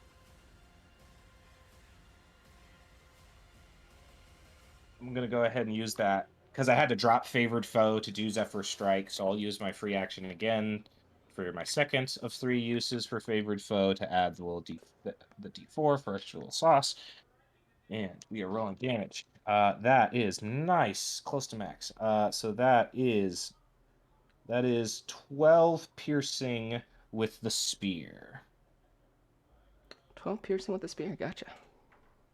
Let's see. And then Jove will raise up his shield, ready to vanquish Longquo, but not before Aquila going 40 feet northward.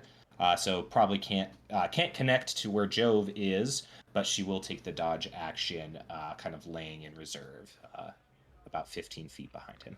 Gotcha. The second strike does break Vonqua's concentration on levitate, so he is touching the ground. However, wow, you're right up on Vonqua, aren't you, Jove? Oh, yes. And that one's that way, and he's right there, and you're right there, and you're right there. Okay.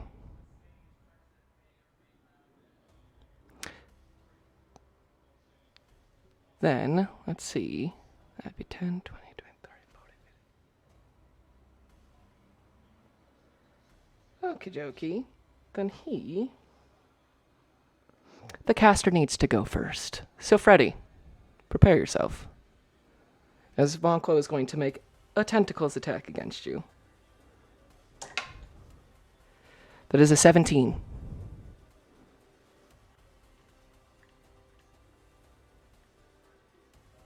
Freddy, does 17 hit? I'm going to assume yes. Yeah, I was muted. 17 hits. Excellent.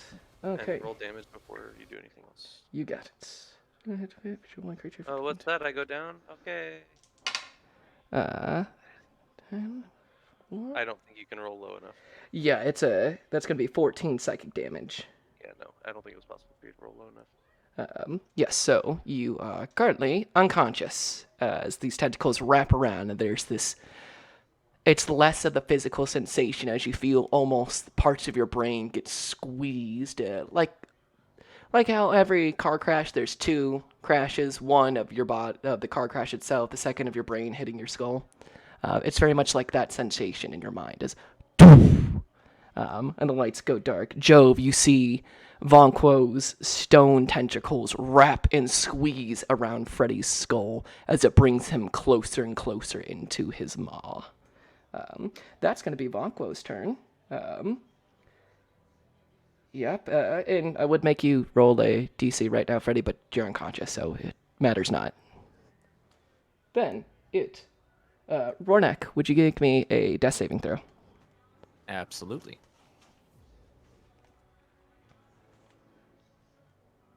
With con, that is just a save. 1 success, 1 failure. Then, Freddy, would you make me a death saving throw? Failure.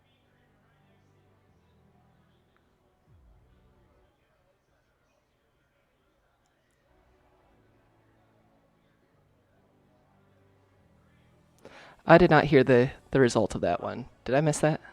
No, I'm not muted, am I? No. Just didn't come through. Okay, failure. 1 death save for Freddy. Mark that. I have a section for you guys just for this occasion. Alright, an X for Freddy, an X for Rornek, 1 check for Rornek. Alright. It is then Construct's turn, as it is trying to connect with the final Nope, that's not going to be enough. You see the Force Stone try to connect to the construct once more, but cannot pass that DC. So it does not connect. Jasper. Um,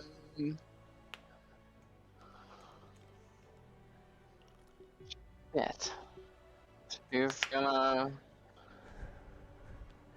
despite knowing the work to stop the construct is extremely vital, you know, her brother is dying over there, so when she sees that, I think she holds in her acid vomit and draws her axe and tries to get in a flanking position with Jove against Vonquo.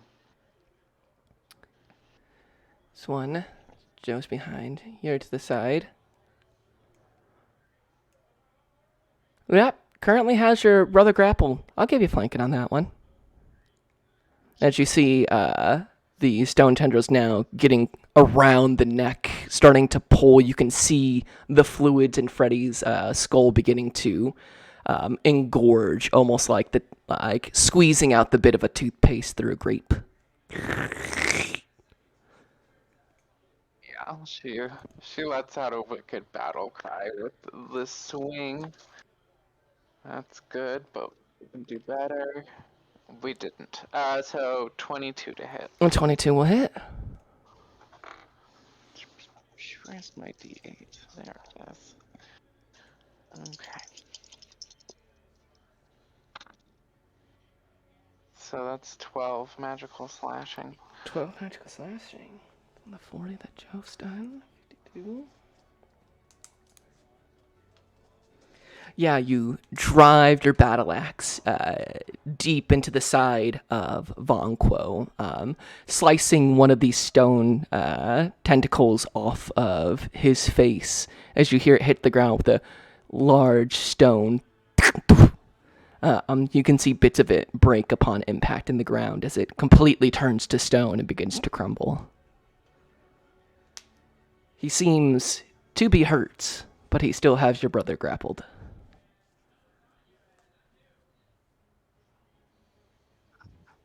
Okie dokie. Yeah, that's her turn. Jove. All right, Jove will position himself in a way that will give flanking.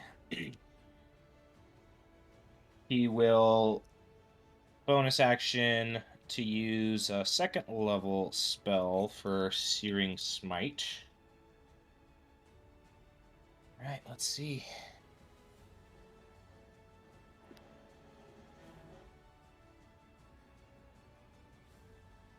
So 21. A 21 will hit.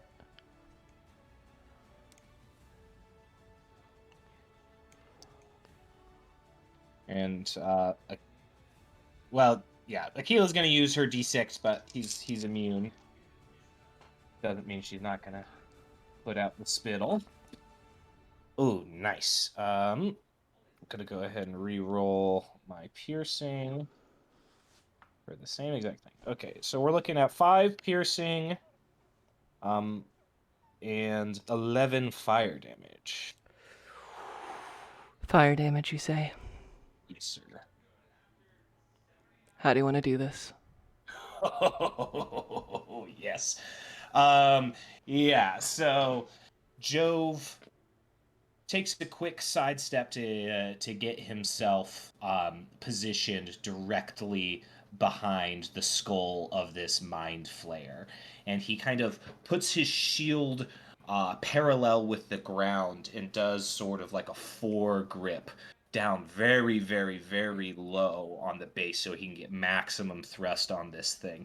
And as he is holding that, the tip of the Electrum Spear is white hot as he thrusts that through the base of the skull, and it comes out, the tip of it, through the little gross mouth that mind flayers have. Luckily, Jove knows that he was coming in for Freddy, so doesn't pull all the way through, push it all the way through to get Freddy. But still, Jasper would see and hear the searing of flesh as that white phosphorus spear point goes through the brainstem, the back of the throat, and out the mouth of this mind flayer. You're expecting flesh. You're expecting the searing sound of flesh, but you do not feel flesh inside the skull of this mind flayer. It feels like hardened crystal and emerald, and as you pull back your spear, you see burned bits of almost green stone begin trickling out, almost the sand, as it pours from the back of Von Quo's skull as the tentacles begin to break off. Freddy's body slumps to the ground backwards, his skull still intact, although the bruising around his neck already apparent. As Von Quo's body hits the ground, it and begins to start to disintegrate into dust and earth. Jove, what else you got on your turn? The only other thing that I would do, I don't remember if the Ring of Dryad is an action or a bonus action. I think it's an action. It is deed an action. Then Jove will just kind of place himself over Rornak, and Jasper, you'll see him kind of getting ready, and you notice that he's like looking at his finger, and you see that the ring on his finger, the flower is starting to unfurl and blossom. So he'll kind of stay there, and then I'm gonna have Aquila stay in her current position, but she's gonna flip around. So she has eyes on the room behind us, of the main room, mainly the statue, to make sure that she can communicate while our heads are down and dealing with our teammates. Absolutely. The end of Aquila's turn. We now go to Rornak. Make me a death saving throw. But of course. That's another fail. 2 failures. That was almost a crit fail too, and would have been it again. No, Freddy, death saving throw. Okay. That's a fail. It's 2 fails and 2 fails. That's... We'll save. Okay. Jasper, your turn.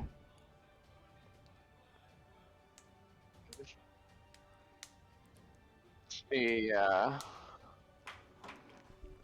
looks up to the construct, which I imagine is still trying to start itself. Yes, with Vonko's demise, the falling star, as referred to by the Lord Quickrzan, did not stop glowing. The stones did not stop their source. Vonko is not the source of its energy, simply the one trying to feed it. Then she looks down at her brother, just kind of bleeding from his head, and will, run over to her brother and pull out a greater healing potion and pour it into his face. Go ahead and roll 44 plus 4. Okay.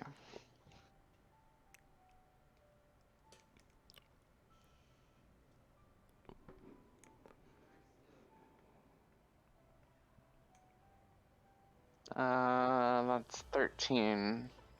13. Freddy, you return back to the world of the conscious. How much? 13. 13. And then she's gonna use her movement to get back up by the stones. Gotcha. Jove, your move. So Jove is going to pick the flower off of the ring of Dryad, and as he does, kind of like, cherry blossoms in the wind, the rest of the flower petals off of the ring slowly, even though there's no real draft in here, seem to be picked up by the wind and flutter off as he takes that one petal and kind of opens up Rornak's mouth and puts it on his tongue, and Rornak it immediately, that petal like dissolves onto your tongue, kind of like one of those Listerine strips. And as you come back to consciousness, you have this like very nice, just like floral, pleasant taste that has seeped into your tongue, and and you are healed for 6. Yep, you got 6 health points back. I love you. Thank you. And then Jove, seeing Jasper return to the action, will do the same. Use his 25 feet, his short little stubby legs, to not keep pace but get closer. And then Aquila is going to kind of, I will say, she'll go ahead and go towards what was originally the 10-foot stone, but is now the 5-foot stone. So she'll use Gotcha. her 40 feet of movement to move over there, and then that'll be our turn. Absolutely. Rornak, your move. Alrighty. Rornak will use half his movement speed to pick himself back up and grab Irzarn off the ground as well. Thankful to be back here. And I imagine I see Vonquo dead, as well as what constructs are left. You do see the kind of like the death of Sandman in Spider-Man films, like his body slowly but surely returning to stone, dust, and crystal. Good riddance to that guy. Of the constructs, which ones are still up right now? Like You can see that the, and I'm going to refer to them on the map, not where their actual footage is right now. The 10, 15, 20, and 25-foot stone are still there. There is a connection from the 10, 15, and 20, but the fourth connection has not been made. They sputter consistently, but they are still very much attached. The stinking cloud has dispersed to have all other magical effects by casters at this point. But that fourth stone is still trying to connect to the construct. Gotcha. Rornak then. Yeah, I guess Rornak would try to head towards the stone, towards that last stone that's trying to connect. And if I need to do Step of the Wind to get there, I will burn the key point as well. It's you can get under it with what is it? You've got 20 feet right now, so that would be 10, 20. 20 feet, yeah. You'd be on the northeast diagonally from the northeast square underneath the 25-foot one. You would be right there, but would be 20 feet beneath it. Gotcha.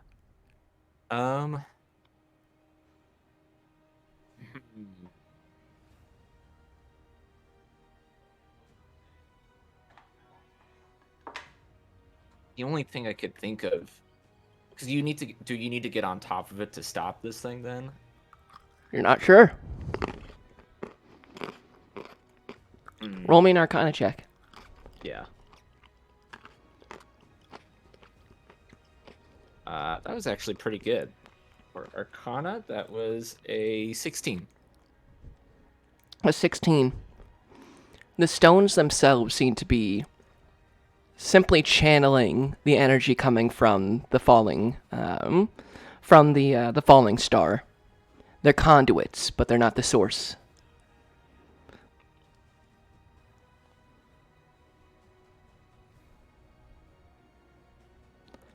Gotcha.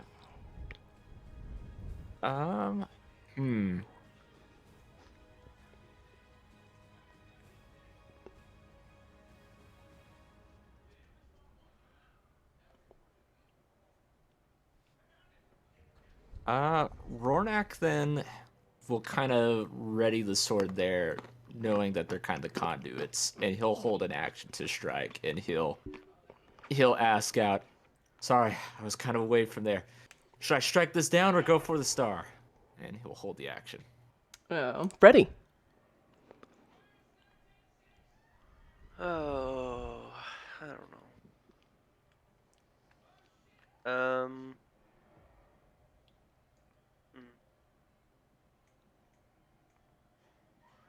Yeah, there's not much I can do.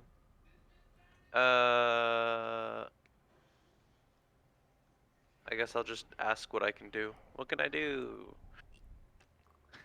I don't know how I can really help you. It's Jasper's gonna point to the stone that is most damaged currently. okay. I'll shoot a firebolt at it. Go ahead and roll an attack. 11. 11 will hit.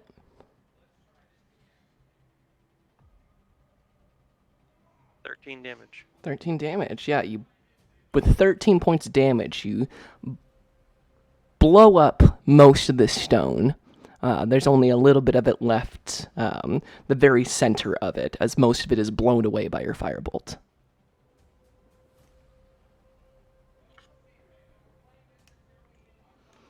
All right, Freddy, I assume you're staying put where you're at?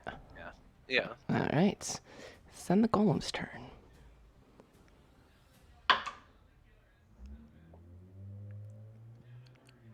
All right. You see the fourth stone sputter. And as it shoots out this last bit, the stones finally connect. There's a large and the sound of exhaling as the last bits of tendrils finally cover the top of the fallen star, the seed of fell earth that you are so intimately familiar with.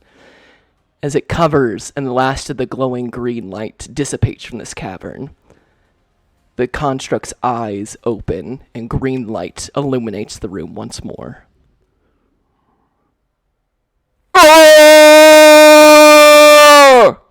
This awful pain screaming rips through this, magnified by the sound of its own partially concave and empty chest, this hollow, ringing, animalistic noise that just doesn't stop. It's a never-ending, like it no longer needs to breathe. It's just the sound of rumbling earth over and over and over again. As it stands from its chair, we're going to take a slight break right here and let everybody use the bathroom. We'll be back in 5 minutes.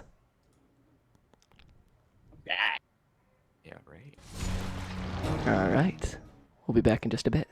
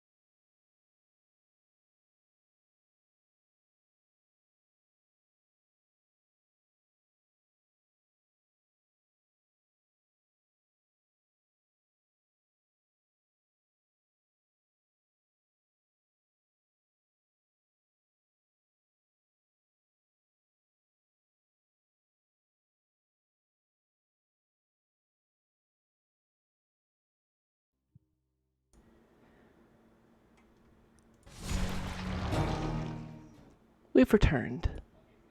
Excellent.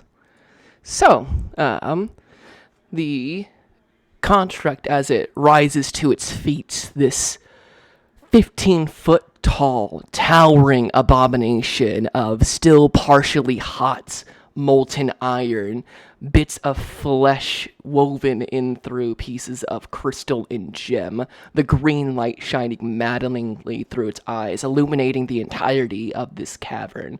It flails and continues to scream, never stopping, as if it has no requirements of breath. It's just long, without stopping, as it sweeps away at this kind of, stone chair that it was recently sat upon, as it knocks away, cleaving through the stone. You can see the four floating stones now all raise up behind its shoulders, like four little moons behind it, all connected to the back of the head, as it swings and destroys whatever it's next to. That is its action to activate. So, as this abomination of elemental energy, science, and mind flayer trickery takes its first steps on this plane of existence, it is Jasper's turn. Are all the slaves still laboring away? Or... Oh, absolutely. Ugh. She looks back towards the doorway that we came through. Maybe we should fight this thing with molten iron? And she's going to stand kind of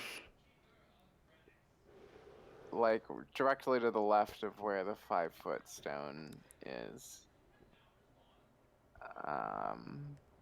And I think take the dodge action for now. Absolutely. I will say there is no actual 5-foot stone there any longer since you melted Right, it. yeah. But where you are in that space where that stone would have been, standing at your full height, because now there's not a giant stone floating above there. Yeah. Gotcha. That's Jasper's move. We'll go back to the top with Jove.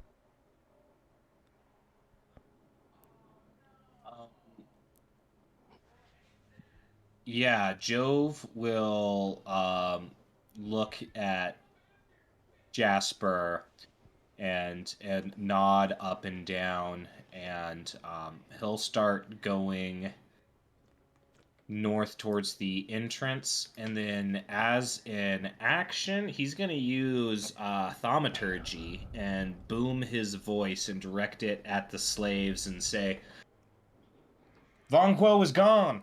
Flee for your lives! Go ahead and make me a... This would be a performance check.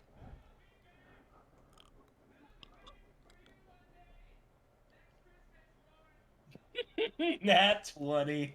Hey, buddy. when you need it, man. Right? It echoes out, drowning out for just a moment the very sound of this construct's screaming birth. And you see and hear the sounds of dozens of pickaxes hitting the ground, the sounds of change, the sounds of screaming, the sounds of men who have been working at a slave's pace for the better part of a 10-day, who have now gotten their freedom back, if only but for a moment, into the nightmare that is watching the birth of this abomination. As they begin to move, not organized and still chained to each other, but they definitely have been broken from their stupor as they witness this strange, huge abomination begin just... So yes, the workers are started to action with that, Jove. And then Aquila is going to come to heal at Jove, and we'll be taking the dodge action as we are kind of posted up on the northern end of this room. You got it. It is then... Rornak. Rornak definitely gets the memo on that. First, I will use my main action to drink down one of my minor potions of healing I have. Go ahead and take 10 points. Absolutely. So that boosts me up to 16 now. And then I will use my movement speed. I think from where I am, I can at least get to like the like where we entered. into this Yeah, room. you could get Yeah. to where Jove and Aquila are at the kind of mouth of this. Yeah, exactly. So yeah, he'll use his 40 feet to go there and gather with the group. And that is all for me. Okay. Freddy.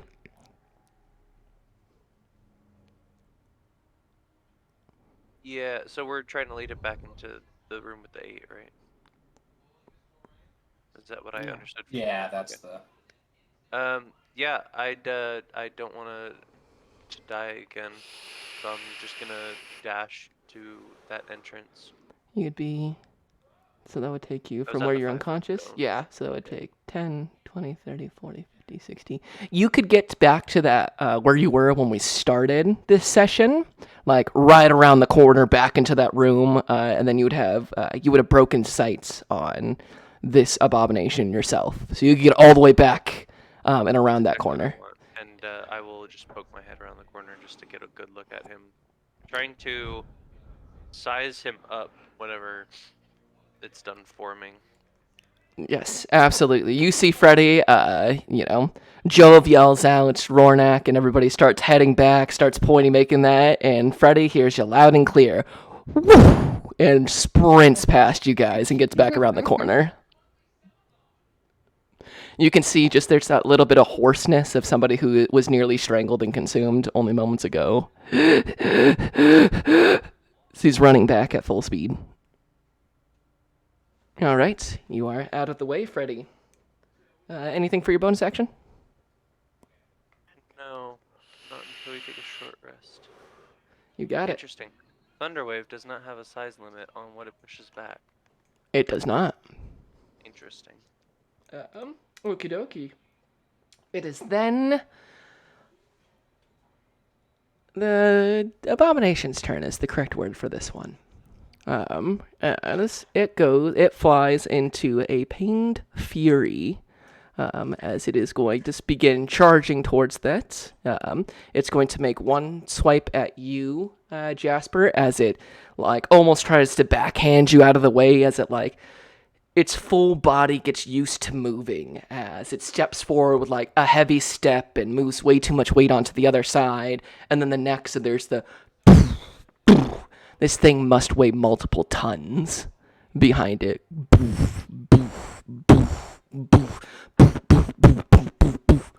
It swings a hand out to slam you, Jasper, as it runs by. With disadvantage. With disadvantage. Okay. That is going to be with disadvantage, so that's the lower one. That's the 11. And that's an 18 to hit.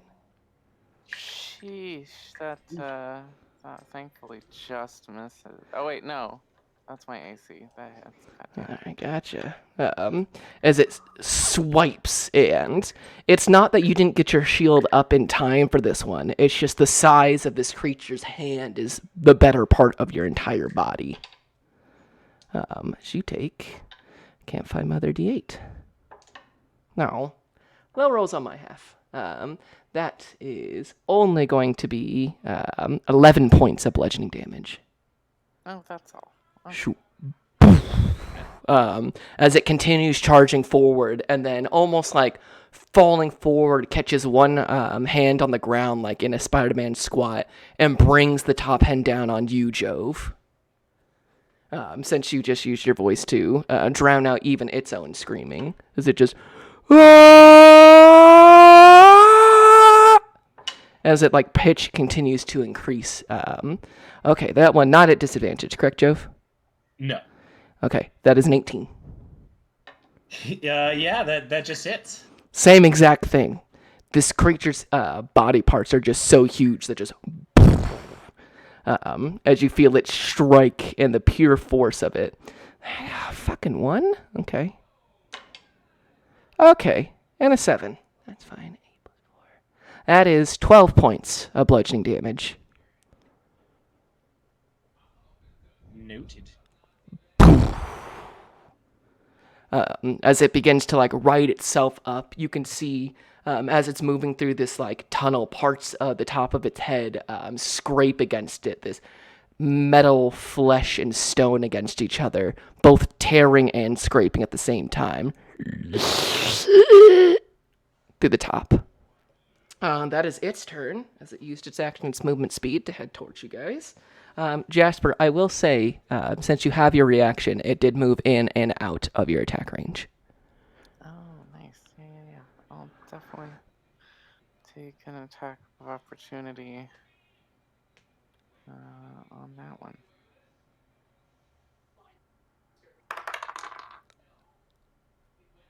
No, that's not gonna do it with 17 to hit. A 17 will hit. Oh, nice. Fuck. Well, it's gonna do 9 magical slashing. 9 magical slashing. Yes, you cut into the construct, catching kind of the back of a leg as it runs past you, as you kind of strike out after that heavy-handed hit, literally. And you cut through, and you see shards of crystal, bits of iron in this heavy molasses slag, but at the size of like a drop of its blood is like an entire pitcher, like that you would get at a bar, like a huge pitcher of this kind of ichor lands on the ground, like spreading out, creating almost like this 5-foot pool.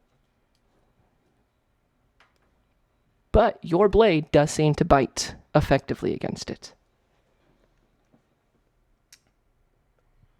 Which then brings us to Jasper. I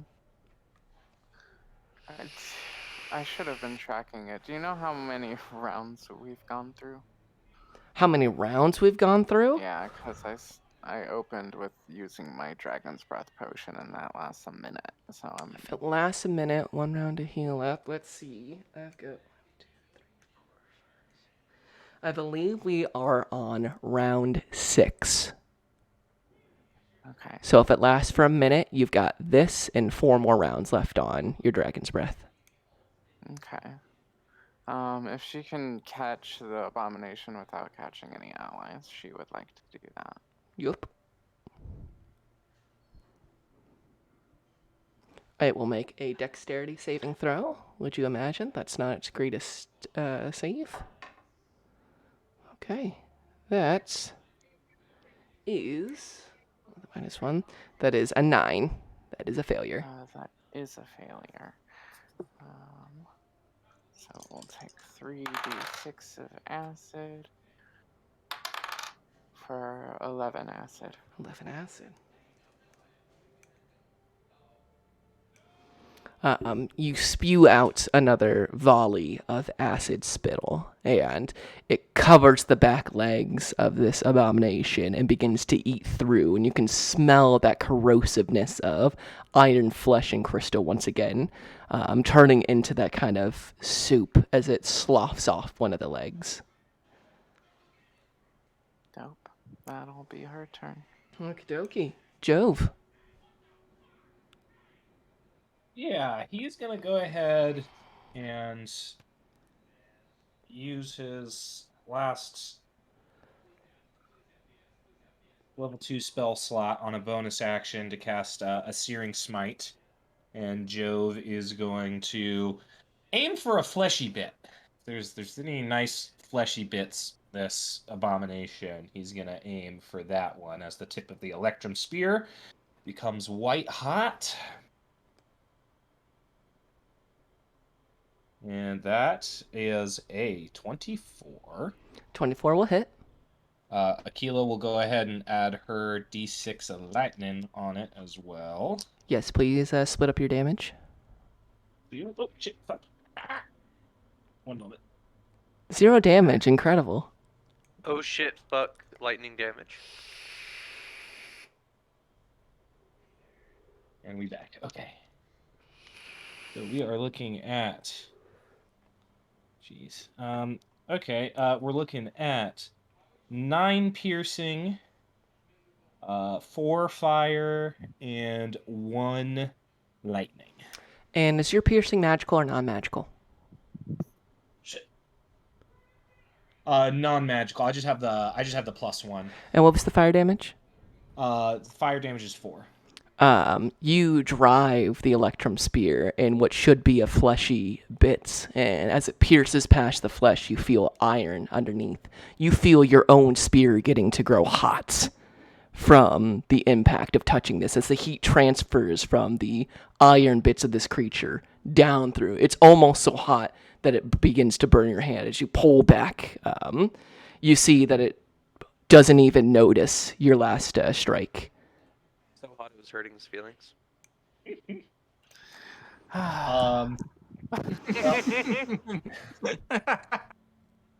I want to give you a -1, but I can't in good consciousness. I certainly am not going to give you a +1, though. Fair, that's fair. Well, the Take bit, your +0. +0. the bit of fleshy patch that he hit still ignites in flames, and so the thing will take a Constitution save on the beginning of its turn. Okie dokie. And Aquila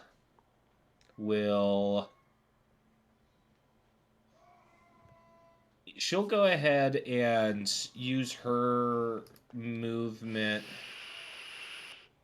So she'll take the dodge action with her action, and then she is going to break rank with me and kind of like a shepherd dog. Like, she wants to be over like where the people in bondage are, to kind of try and make sure that they don't just like in their panic like totally run into the realm of fighting. So she'll be kind of in that like north, unless we're like right in the mouth of the door. Are We are right in the mouth of the door. Gotcha. Well then, she'll go ahead and like try and catch up with Freddy. Oh, easy. With her movement speed, even with that, she still has another 10 feet of movement speed left. Then she'll just go that extra 10 feet and just make sure, just do a cursory glance and make sure that we don't have anybody coming up our buttholes here. Absolutely. Aquila gets right to your side, Freddy, and you see her kind of like Jove described, like a shepherd dog, is healed right there, ready and waiting. And that's us. Rornak. All right, so I know I am nearby at the entrance. Is this thing right by me then? Essentially, I need to move to it. You would need to move 10 feet towards it. Okay. Yeah. Ronak saw that Jasper's axe was actually doing some purchasing, so it's time to put ears on to some good use here. Finally in this encounter, so we will make our attacks. Go for it. That won't do with an 11. An 11, funnily enough, does do. Oh, it does. Well, I'll take it. I guess It's not very hard to hit. Okay. Well, then the next one is a 13, so that will hit twice. It is, in many ways, would be the size of a barn to most regular people. True. I just thought it might be, he might be a real beefy, big old golem guy there, so. He is beefy in different ways. Exactly. All right. So that is altogether going to be 20 magical slashing as he goes through with, again, just very... With Rornak, like, typically it's very fluent, but this just, like, has a jade to it. It's just very heavy, strong strikes with both of them. Yeah, you cut into it this time, flipping the blade around towards all the jagged edge, and it's less of cutting through, more of like sticking it to the back of this abomination's legs and then dragging down, and just letting Irzarn recall agony through this creature. Beautiful, beautiful, beautiful. And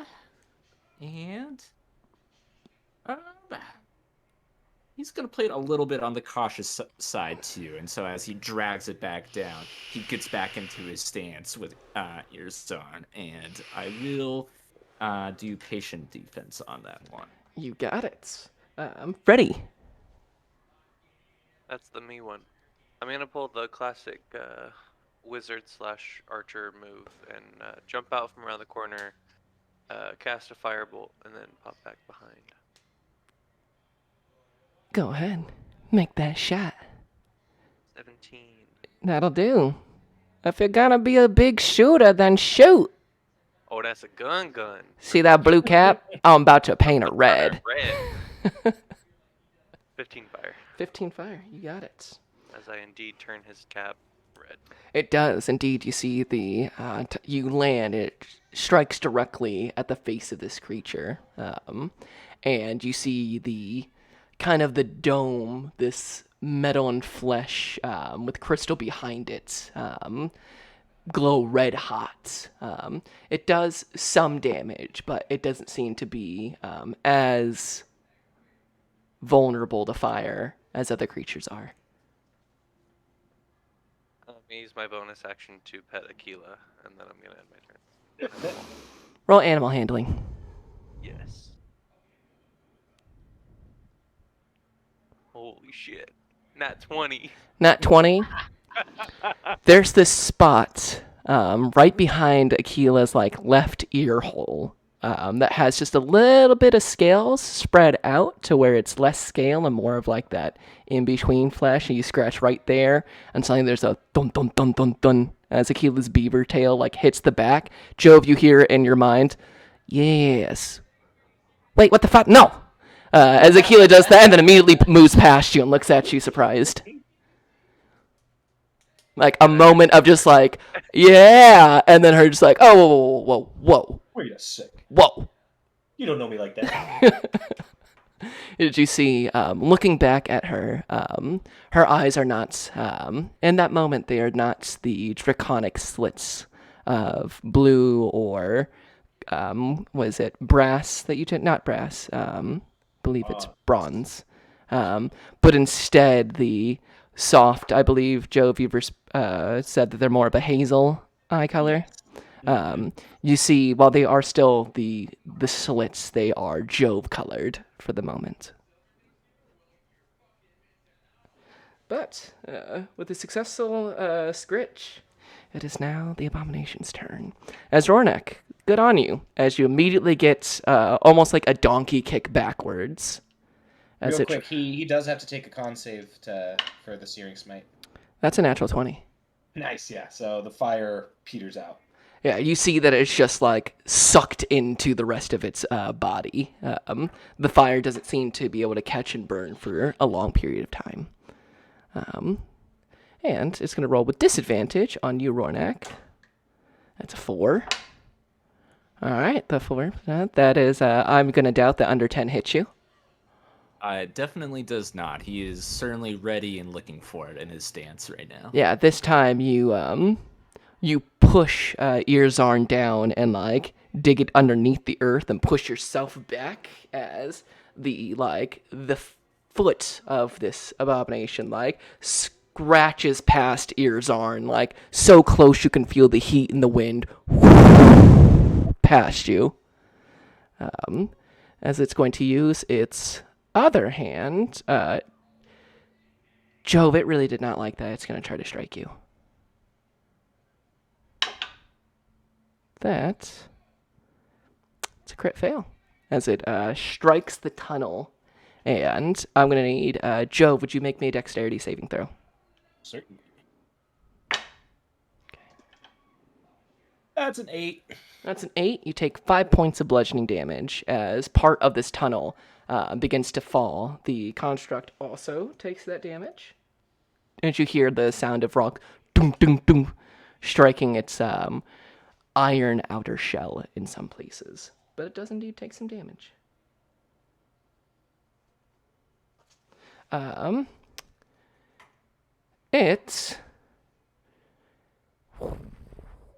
say with that one, it begins to crawl forward past you, Jove.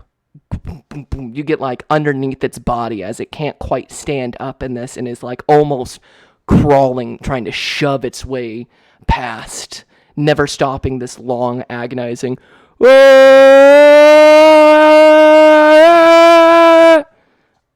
As it's going to use the rest of its movement to squeeze through and right itself up at kind of the lip of this molten lake, taking in its surroundings as its voice echoes through the entirety of the foundry. It echoes through this almost like ghostly wail, Danny Phantom style, but less destructive nature. Does it leave my range for? It does indeed. Yes, Jove will go ahead and make that attack. You got it. Nat fucking 20, yo. I mean, it's not as good because I don't have everything set up right now, but it still feels nice. So that's what, with the extra d6.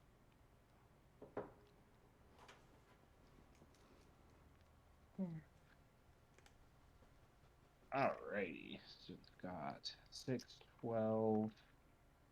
That's 15. I'm gonna use Piercer to re-roll. There we go. 25 non-magical piercing. 25 non-magical. Absolutely, you stab upwards and catch this abomination through kind of like a fleshy part of its abdomen and rip open part of it. You are all completely showered in this heavy motor oil, but incredibly hot ichor as it drops on you. Go ahead and make me a Constitution save.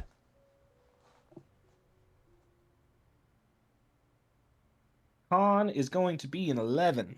An 11. You take 1 point of fire damage. I will. But that is going to be its turn as it emerges outside of the Falling Star, Chamber of the Falling Star, and raises to its full height and kind of the glow of this pool of molten iron. Now it is Jasper's move.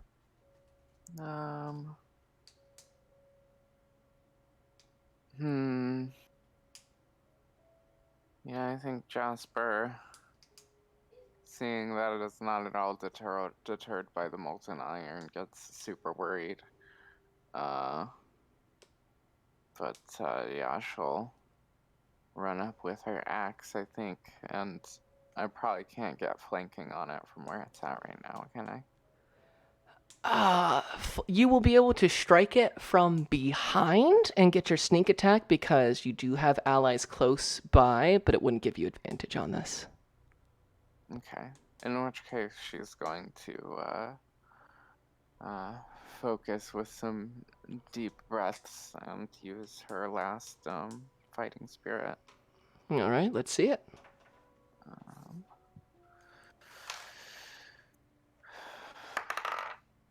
Fucking Jesus. Try to be a little better than that. There we go. That's a 24 to hit. That'll hit.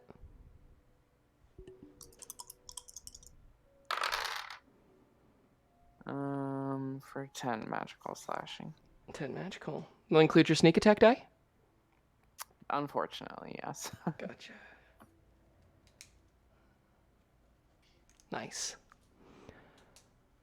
Gotcha. And also, she's kind of experienced elemental explosions enough times in her life that she's gonna use her remaining movement to get back away into the other room if she can. Absolutely. You could use your movement speed to get up behind it. You strike and you have just enough for you to get back 10 feet from it.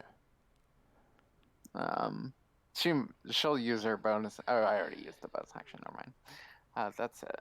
All right, absolutely. Jester flies in, makes a deep cut, and then backs up from it. You can see that there's that heavy now pouring of this kind of ichor from the abomination. As we move on to Jove.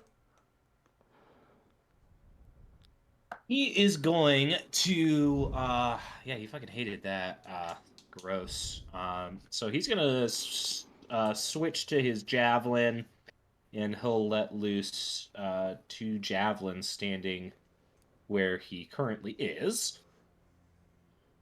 So the first one is going to be a 15. That'll hit. And I'll use my final use of Favored Foe to give me that extra d4. So the first one is going to be that. There we go. That's nice. So that is 14 piercing for the first javelin. And should I even bother with the lightning? No, probably not. Okay. And then the second javelin is going to be a 19. Okay. Nice. That is going to be 11 piercing. Touch.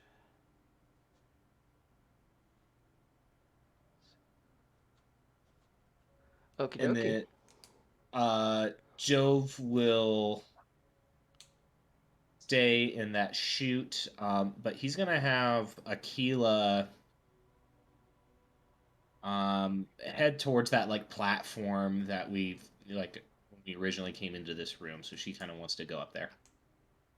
Okay. Yeah, she begins making her way that way, 40 feet. And we'll take the dodge action, and that will be our turn. Got it. Freddy. I think it's Oh, it is Rornak, my bad. yeah. Alrighty then. Rornak, I will go ahead and get on up close again to take another strike. I assume I don't have to go into the magma to strike it, right? No, you do not. Okay, perfect. We will take 2 more attacks then. Yes, with a 24. Yeah, that'll do. And then that is a 14. So both do hit. Give me that damage. Beautiful. So altogether that's for 14 magical slashing. How do you want to do this?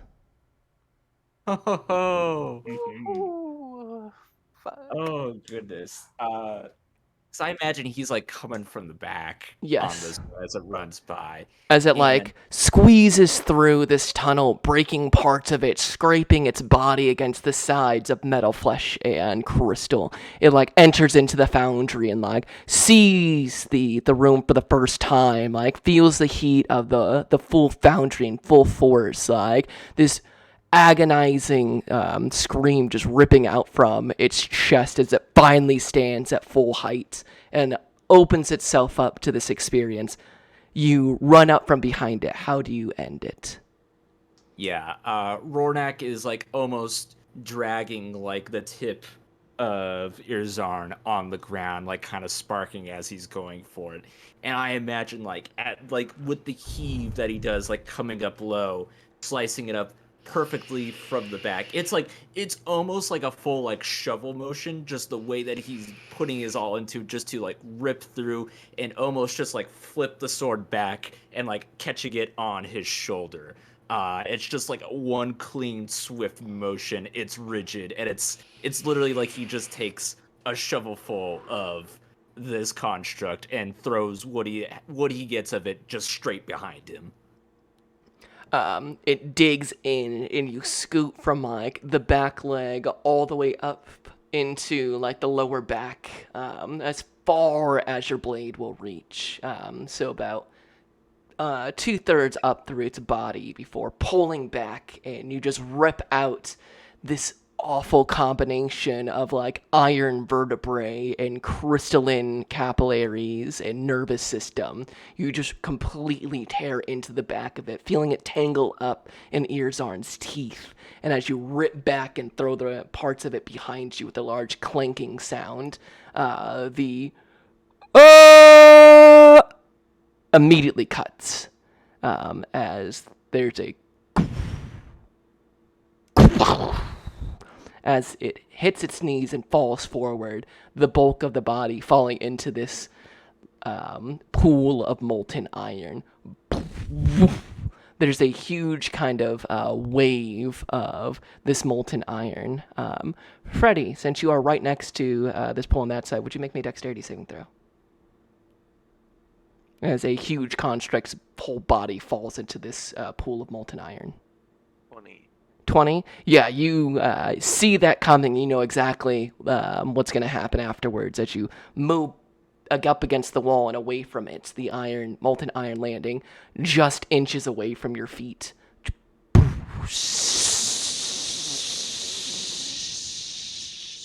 As you see the body slowly slide, the green light replaced by the red-orange fires of this pool of molten iron before it.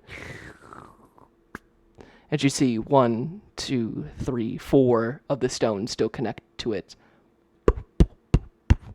With a pop and a hiss, it slides completely into its final resting place at the bottom of this pool of molten iron. We are out of initiative.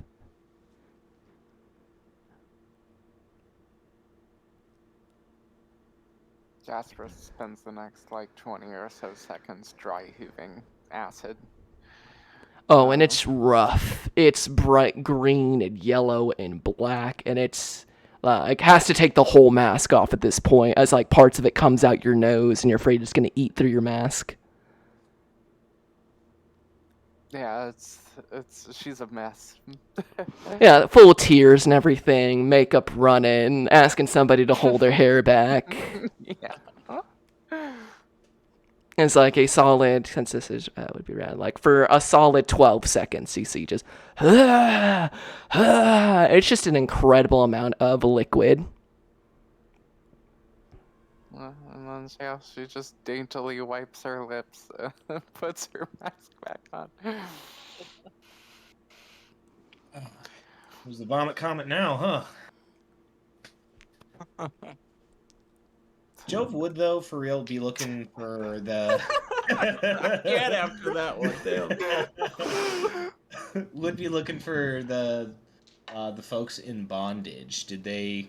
yeah, so that's what he'd be looking for. You see, go ahead and make me an investigation check. Investo is going to be a 10. A 10, you can see the individuals at kind of the back end of what was the Chamber of the Falling Star, now it's just simply a chamber, are struggling to get down from these platforms, as many of them are still chained together and are various sizes. So while they did get spurred to action, they had no reasonable way of trying to escape down this, all chained together. Then Jove is going to kind of go over there and I guess he'll just kind of address the group and say, friends, me and my companions here are here to break you out and make sure you see the light of day and taste warm bread again. So we're gonna need you all to be calm, and we'll get these shackles off you. Is that all right? And he'll kind of like open up his arms, making himself. He'll like point the spear down to try and make himself look open and leader-like without being aggressive. Go ahead and roll me a persuasion check.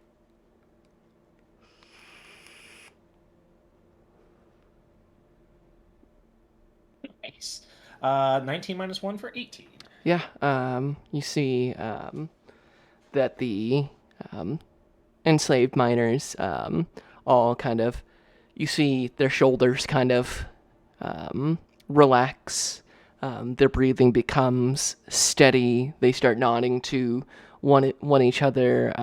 Some start kind of moving the chains around, trying to pull at them and everything, but they are placated by your words and are ready for their freedom.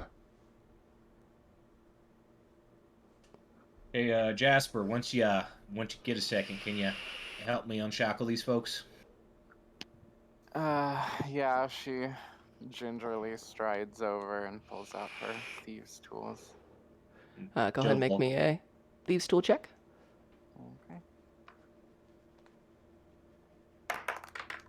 Ooh, fell off the table. That's a 15. A 15. Yeah. Super simple locks. They're strong but not complicated. So you're able to easily. It's basically just removing a pin from each one with your tools and pink, pink, pink, pink.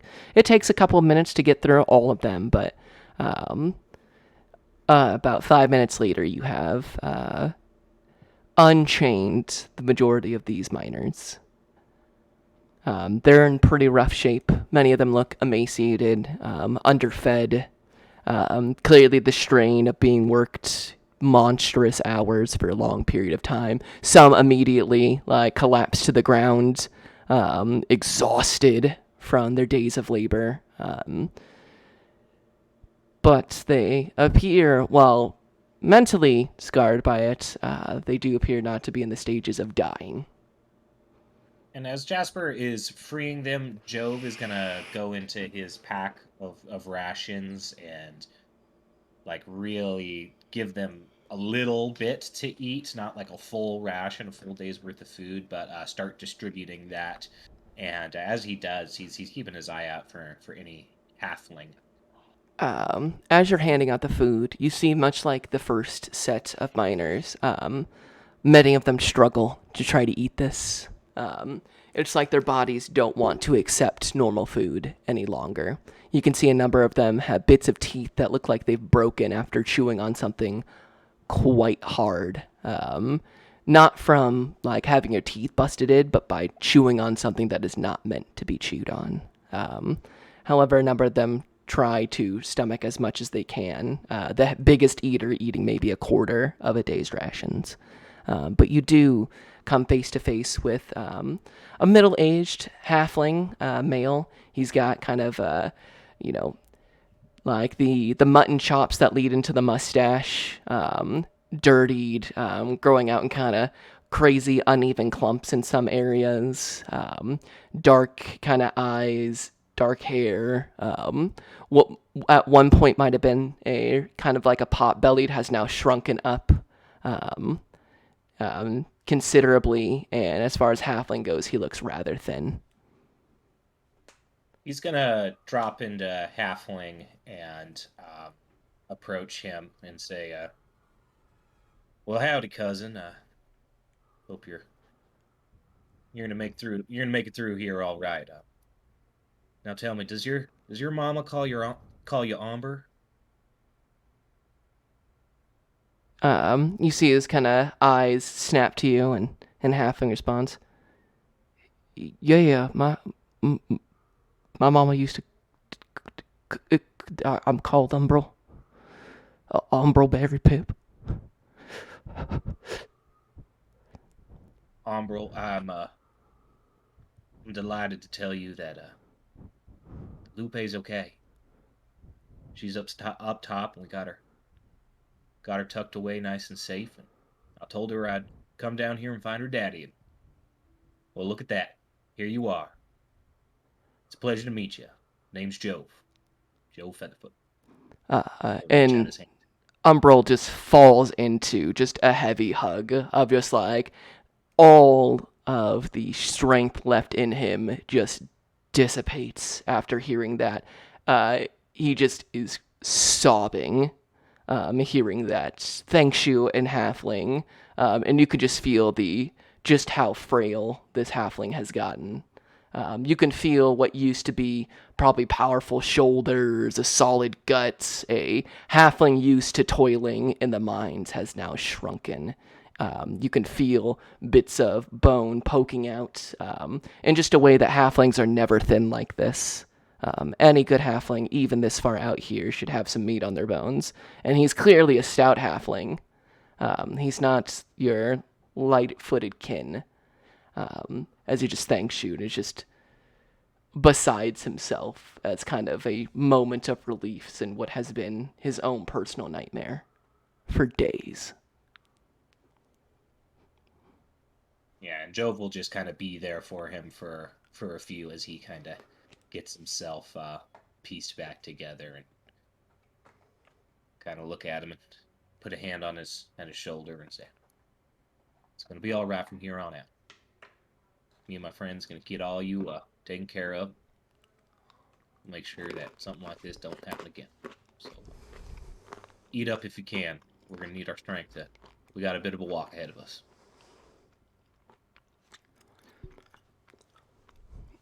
The rest of you, while Jove is doing this, can I get a perception check from the rest of the party? Absolutely.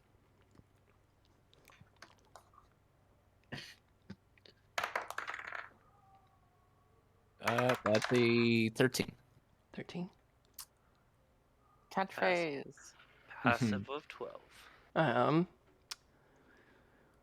I'll say, with the 13, Ronak, you do see the river that starts in the foundry deposits itself down here before being carried away into the earth. And you see that there are two dwarven constructed bridges leading into two separate exits from the cave, one towards the southwest and one towards the northwest.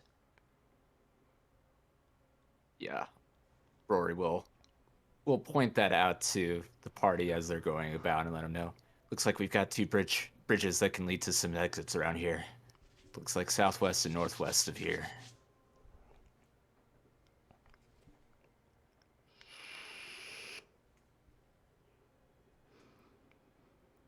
As Jove and Jasper free the miners and they begin descending down the ladders off the scaffolding, putting aside the iron ore, and what few of them with the strength left carrying their pickaxes with them begin to descend, rubbing their ankles, trying to get the feeling back into limbs that have been forced to exhaustion. But for the moment being, they do appear to be safe and freed. While that's going on, Ronak and Freddy, what are you guys doing? Ronak definitely wants to... First, he wants to head over to Freddy and just kind of put a hand on his shoulder and tell him, "Hey, thank you for not holding back there." I wasn't gonna apologize. Nor would I ask you to. You got a lot in you, Fred Lapp. And, I owe you and the rest of everybody. And, I got maybe an idea on that one. I'll talk with you guys a bit more about that, but, I kind of need to go check on something in there real quick. Yeah, don't get too excited. Don't get your pants in now. We still gotta get out of here. Yeah, I know. I just need to double check. And, Rornak does want to just go over and take one more look at Von Quo's vanquished body and just make sure that the deed is done. You see it's much of the body has like caved in on itself, like almost like Gara's sand armor. Once broken, you can see bits of it have collapsed inwards. The only thing that really remaining is like the clothing, this like long alien like robe of like dark greens and purples that blend into kind of the darkness in this cavern now. Looking around, go ahead and make me an investigation check. Absolutely.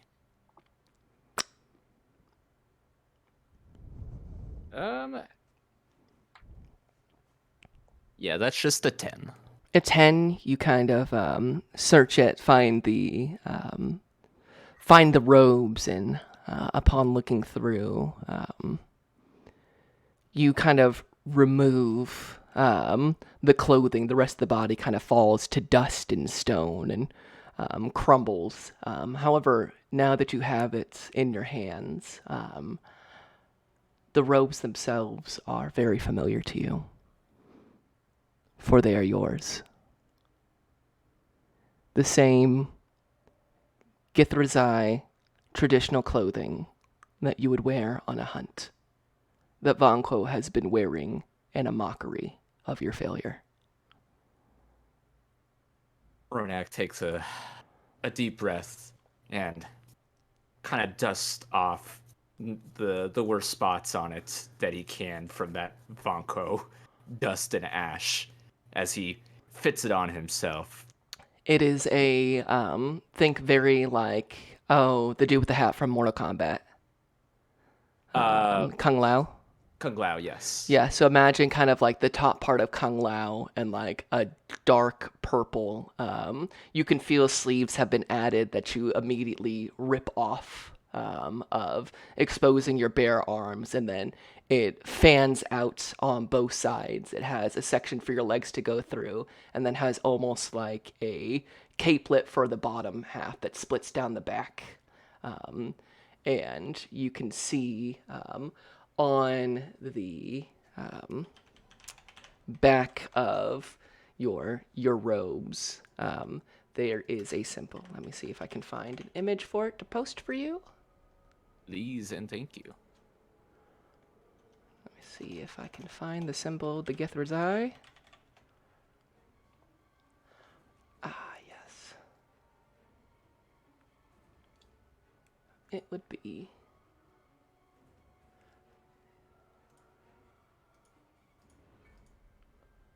It would be very similar to this. Let me copy image.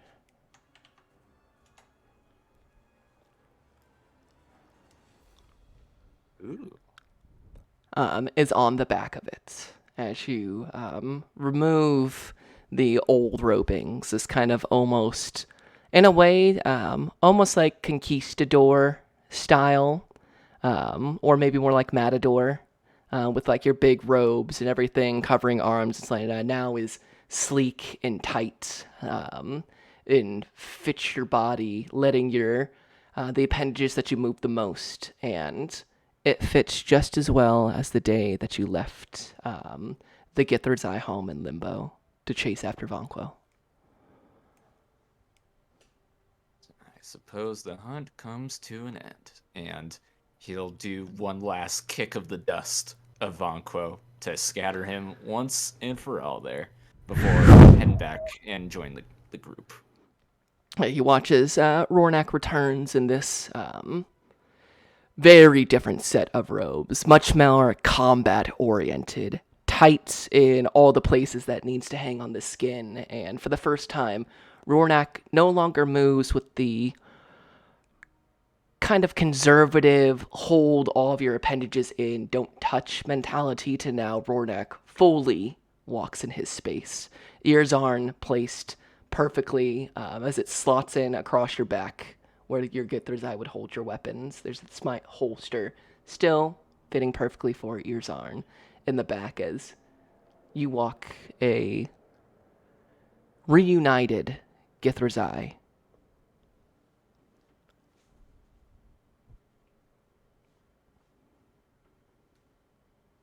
Well, I certainly have a lot of thanks to give to all of you, but I suppose we should focus on getting out of here, right?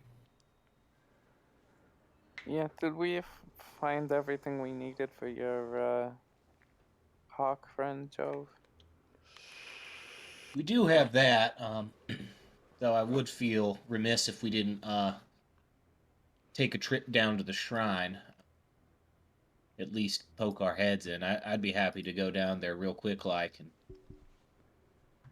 I don't think King Iron necessarily wanted us to go there and free it or anything, but I'm sure he would be happy to have their god reinstated into their holy workplace. So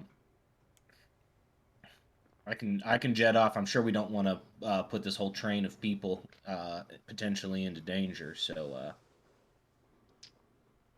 I don't think we'll need to go and find the other statues at this point. I think we've done the deed, but I don't know. What do you folks think? We had to find the bodies of the hawks, right? Or just find the missing ones? Yeah, the We big do now. thing, big thing was finding out finding the overseer's books, which we definitely have, and wanted to know what became of his agents. Okay. I think it's fair to say that they were either among these folks in bondage or have since perished. Fair enough. Then yeah, your plan sounds pretty good to me. Well, me and Akila will do a quick jog.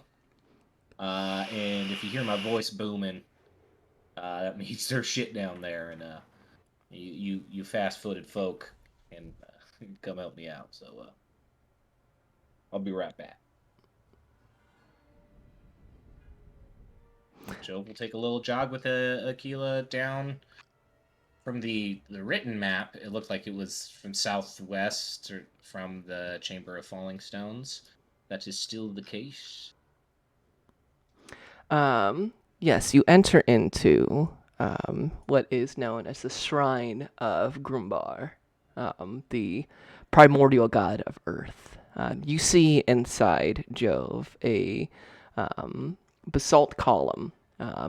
Its sides are hewn into a perfect triangle. It rises from the floor of this kind of grotto. An ancient seal, 3 mountains of earth, is embossed on the side of the column with a triangular sigil dabbed over in fresh blood. Although you can see parts of it have hardened over, but while it looks like it's been multiple days through, the blood just seems incredibly fresh. At the base of the column, you see what appears to be a pile of old burnt offerings. And as impressive as this shrine is, your eyes are fixated at around this chamber.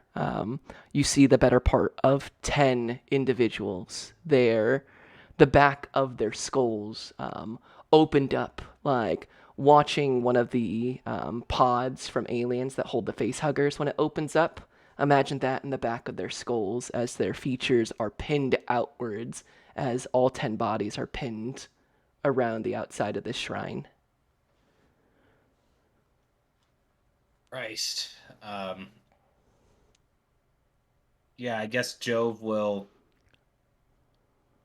kind of take stock and try and remember the racial makeup, male, female, that kind of thing, young, old, just to get an idea of who was experimented on in here. Yes, you see emblazoned on the armor of each of these 10 individuals, which range predominantly human, men and women. You see each one has the talon-gripped M of Mole Master emblazoned somewhere on their armor, the symbol of the Hawks. Yeah, he'll break out his notebook and try and just do like a charcoal, just a rough charcoal etching, just for a little bit of proof that he actually saw them down there and doesn't want to further desecrate their bodies. Job, while you're in there, make me a wisdom saving throw. Little old me? That's just a 10 there, Captain. A 10, you feel this pulling from the basalt column. It draws you as you're kind of making a sketch as well as you can in this chamber. You're drawn to the blood over the symbol. It's like when you hear a song that someone's muffled, like in like a TikTok video where it's like really subdued. It's almost like that. Like you can hear something just behind the blood, and like the symbol looking at it. Would you roll me with advantage a religion check?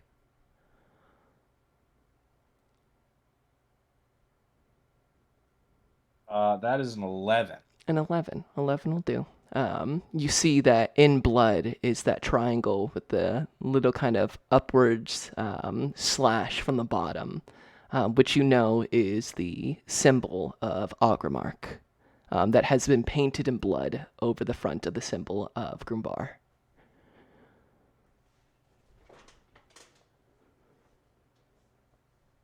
He is going... Oh, fuck.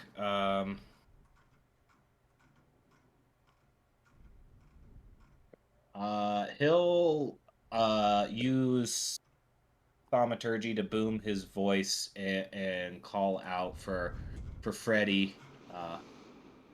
We got some symbols and shit.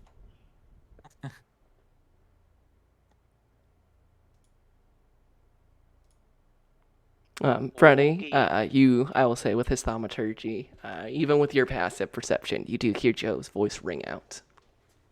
Yeah, so on my way over there, I will use my staff to use a comprehend languages.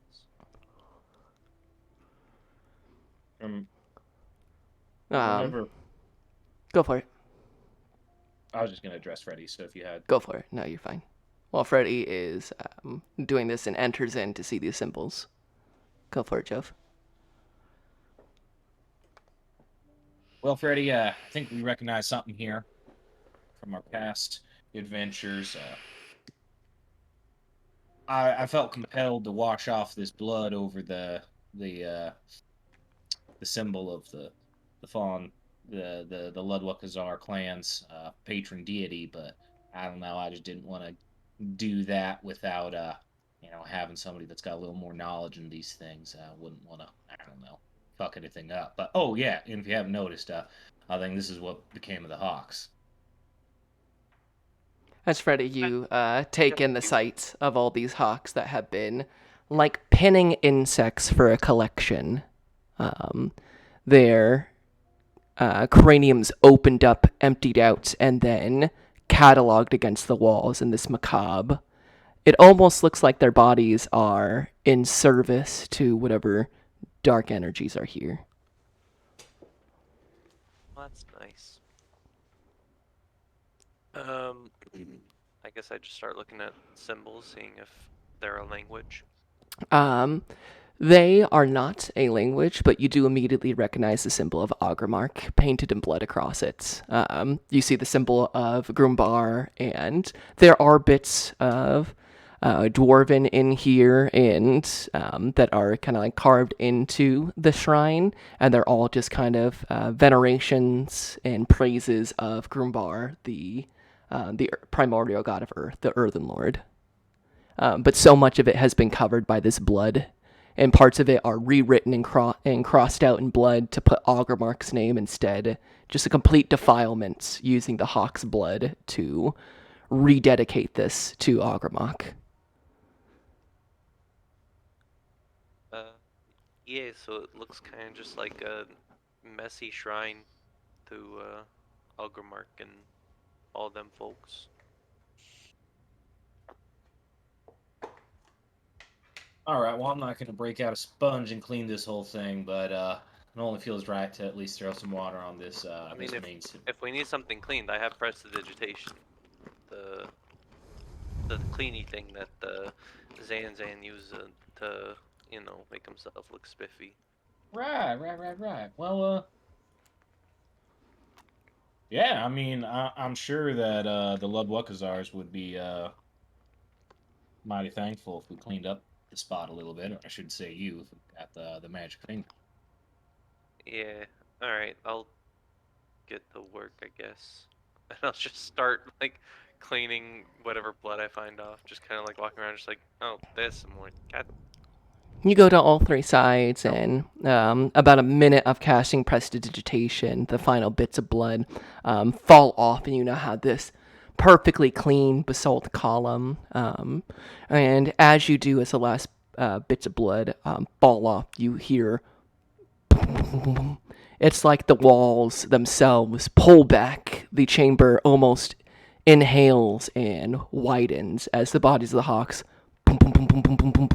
in domino effects begin to fall off the walls. Jove and Freddy, your minds are pulled from your very bodies for the moment. You stand under a rocky plain under red skies. Suddenly a glowing green comet slams into the ground before you, enveloping you in dust. Moments later, you rise on shards of comet stone, your bodies hardening whenever they make contact with the shards. You watch the creation of the shrine of the Chamber of the Falling Star and see it hit the earth, this seed of fell earth from somewhere deep in the darkness of the cosmos. As you stand in darkness, the scene changes. You are on the streets of Mulemaster, walking down a cobblestone street. Fire jugglers swirl around you. Bits of flame and light illuminate the dark path as a hooded figure steps into the light, their face swallowed in shadow. One gloved hand opens up towards you both, as though expecting payment. The other reaches up to remove a black porcelain mask from underneath its hood. In a deep, low rumbling voice, as if the very plates of the earth as they move came together, and in a single sentence utters, "Unmask the deceiver, and he shall crumble." As the hands around both objects clench, the figure turns to stone and blows away. As your vision snaps back, and the now cleansed shrine of Grimbar, you're both left there with that heavy earthen voiced, solid, stable, like the very mountains themselves, not the crushing despair of Agramark, but the steady, comforting stability of Grumbar.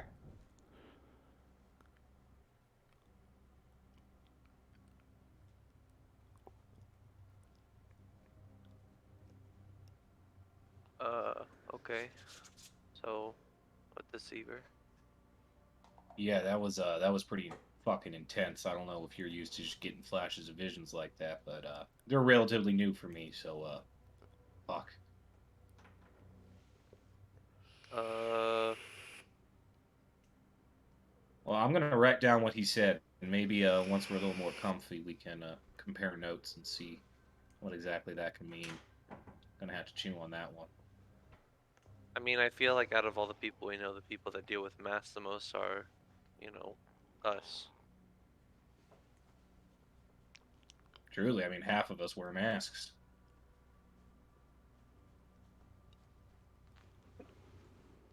In any event, we probably should get going here, and we can let the others know what we saw here. Okay. Looking around the chamber, you can see that the bodies of the hawks have now fallen, almost as if all 10 of them are now prostrating themselves towards the shrine. Their knees underneath them, their heads all pointed towards the basalt, and their arms stretched forward and palms up in this circle.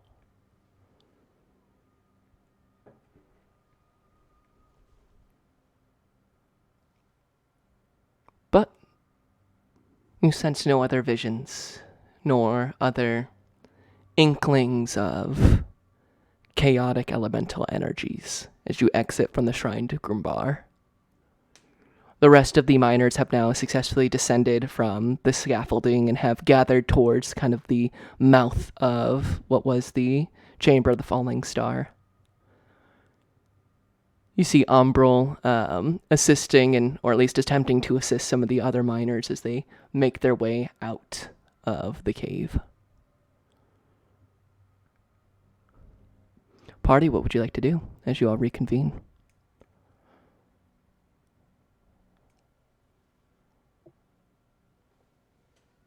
Shall we get the fuck out of here? Yeah, I think it's probably time we say goodbye to this place pretty soon. Is there anything that you need to check out? Anything else that you found? Yeah, did you two find anything in the shrine? Well, we found the 10 hawks or whatever that were down there. Looks like that Von Quo had dissected them or something. Defaced the whole shrine, and rather than it being for Groombar, it was Ogremok. Yeah, pretty nasty place. Freddy did his whole presto thing and cleaned it up nice.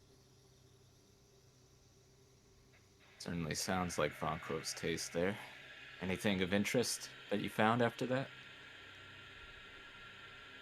Well, there was just a certain feeling that came forth after we cleaned it up, and I was accompanied by a Weird mumbo jumbo that didn't really make any sense. yeah. I mean, it was kind of weird mumbo jumbo, accompanied by some visuals as well. Kind of like Mole Master, and he said, and Jove will have his kind of his journal out, and he will quote, "Unmask the deceiver, and he shall crumble." It's kind of cryptic, but from what I know of deities, that's kind of their thing. Pretty wild stuff. And then when we came back to it, all of the hawks were all prostrated in front of the shrine.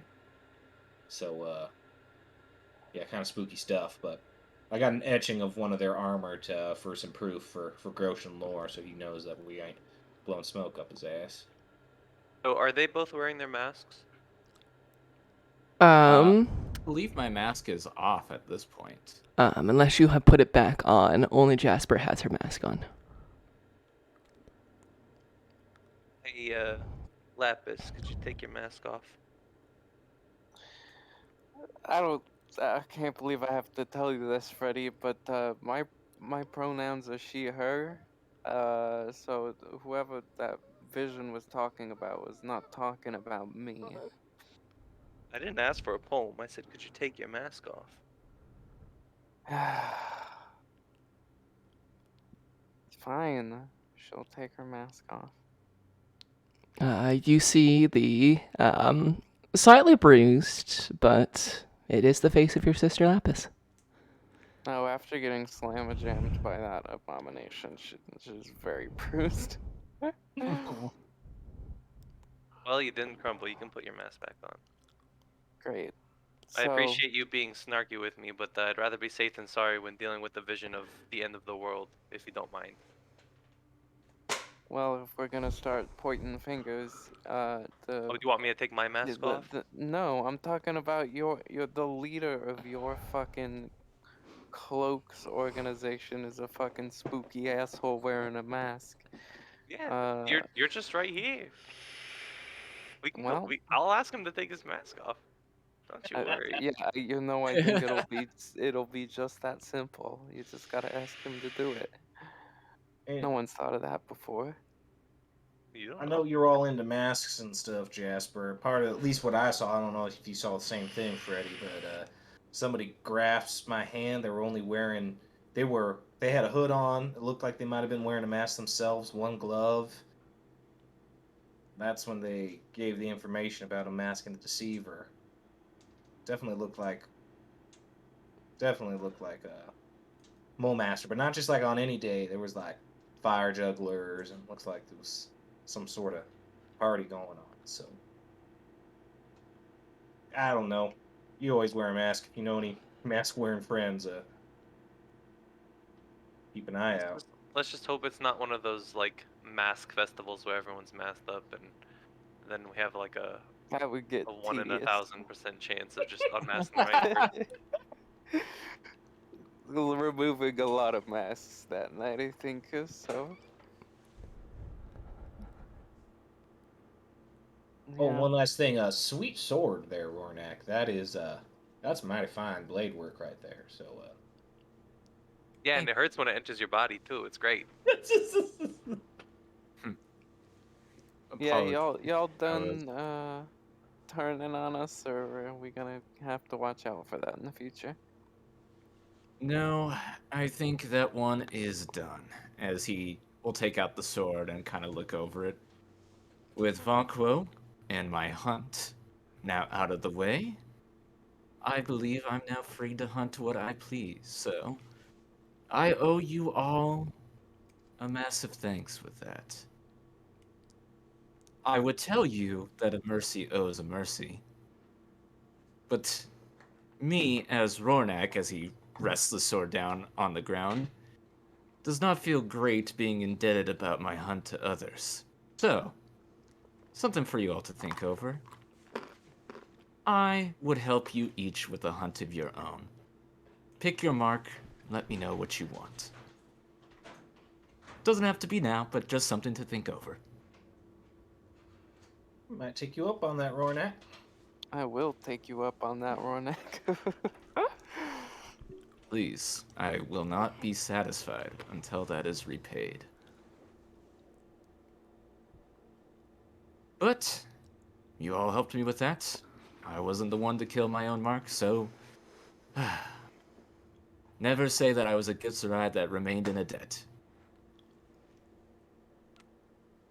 You won't catch us saying that.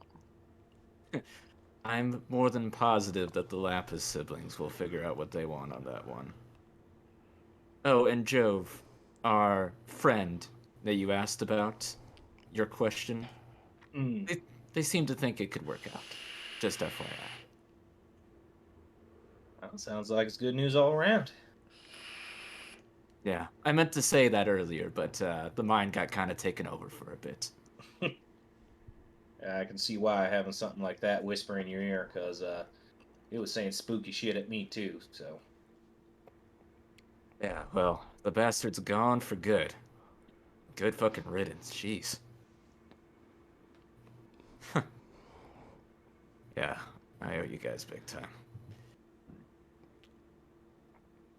Well, for now, let's call that Vanquo vanquished, and we'll get on out of here.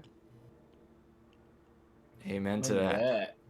Mm-hmm. Oh, Jinx, you owe me a beer. Yeah, can do.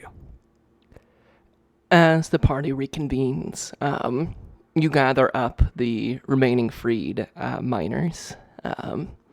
You reclaim the ones still left in the Overseer's office. Joining, you now have the better part of must be 40, maybe even 50 of these miners. With the carts damaged, the miners point out the lift from the winch house, saying that as long as the river hasn't frozen over, it should still be good to use.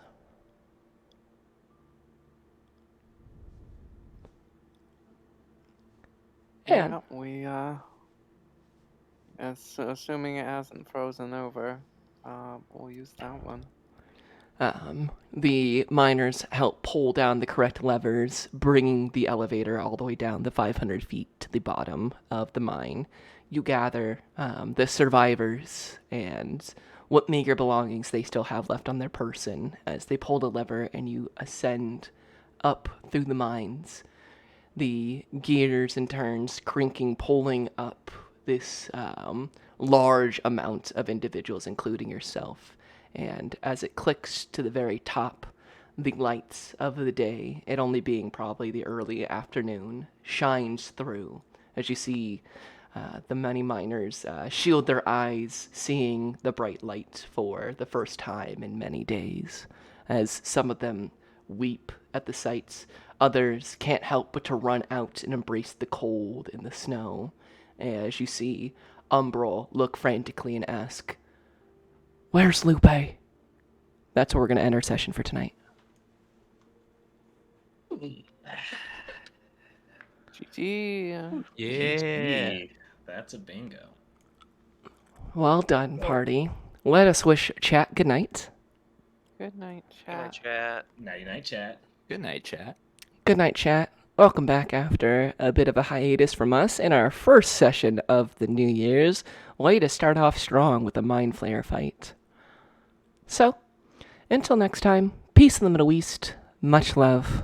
We'll see you next Sunday.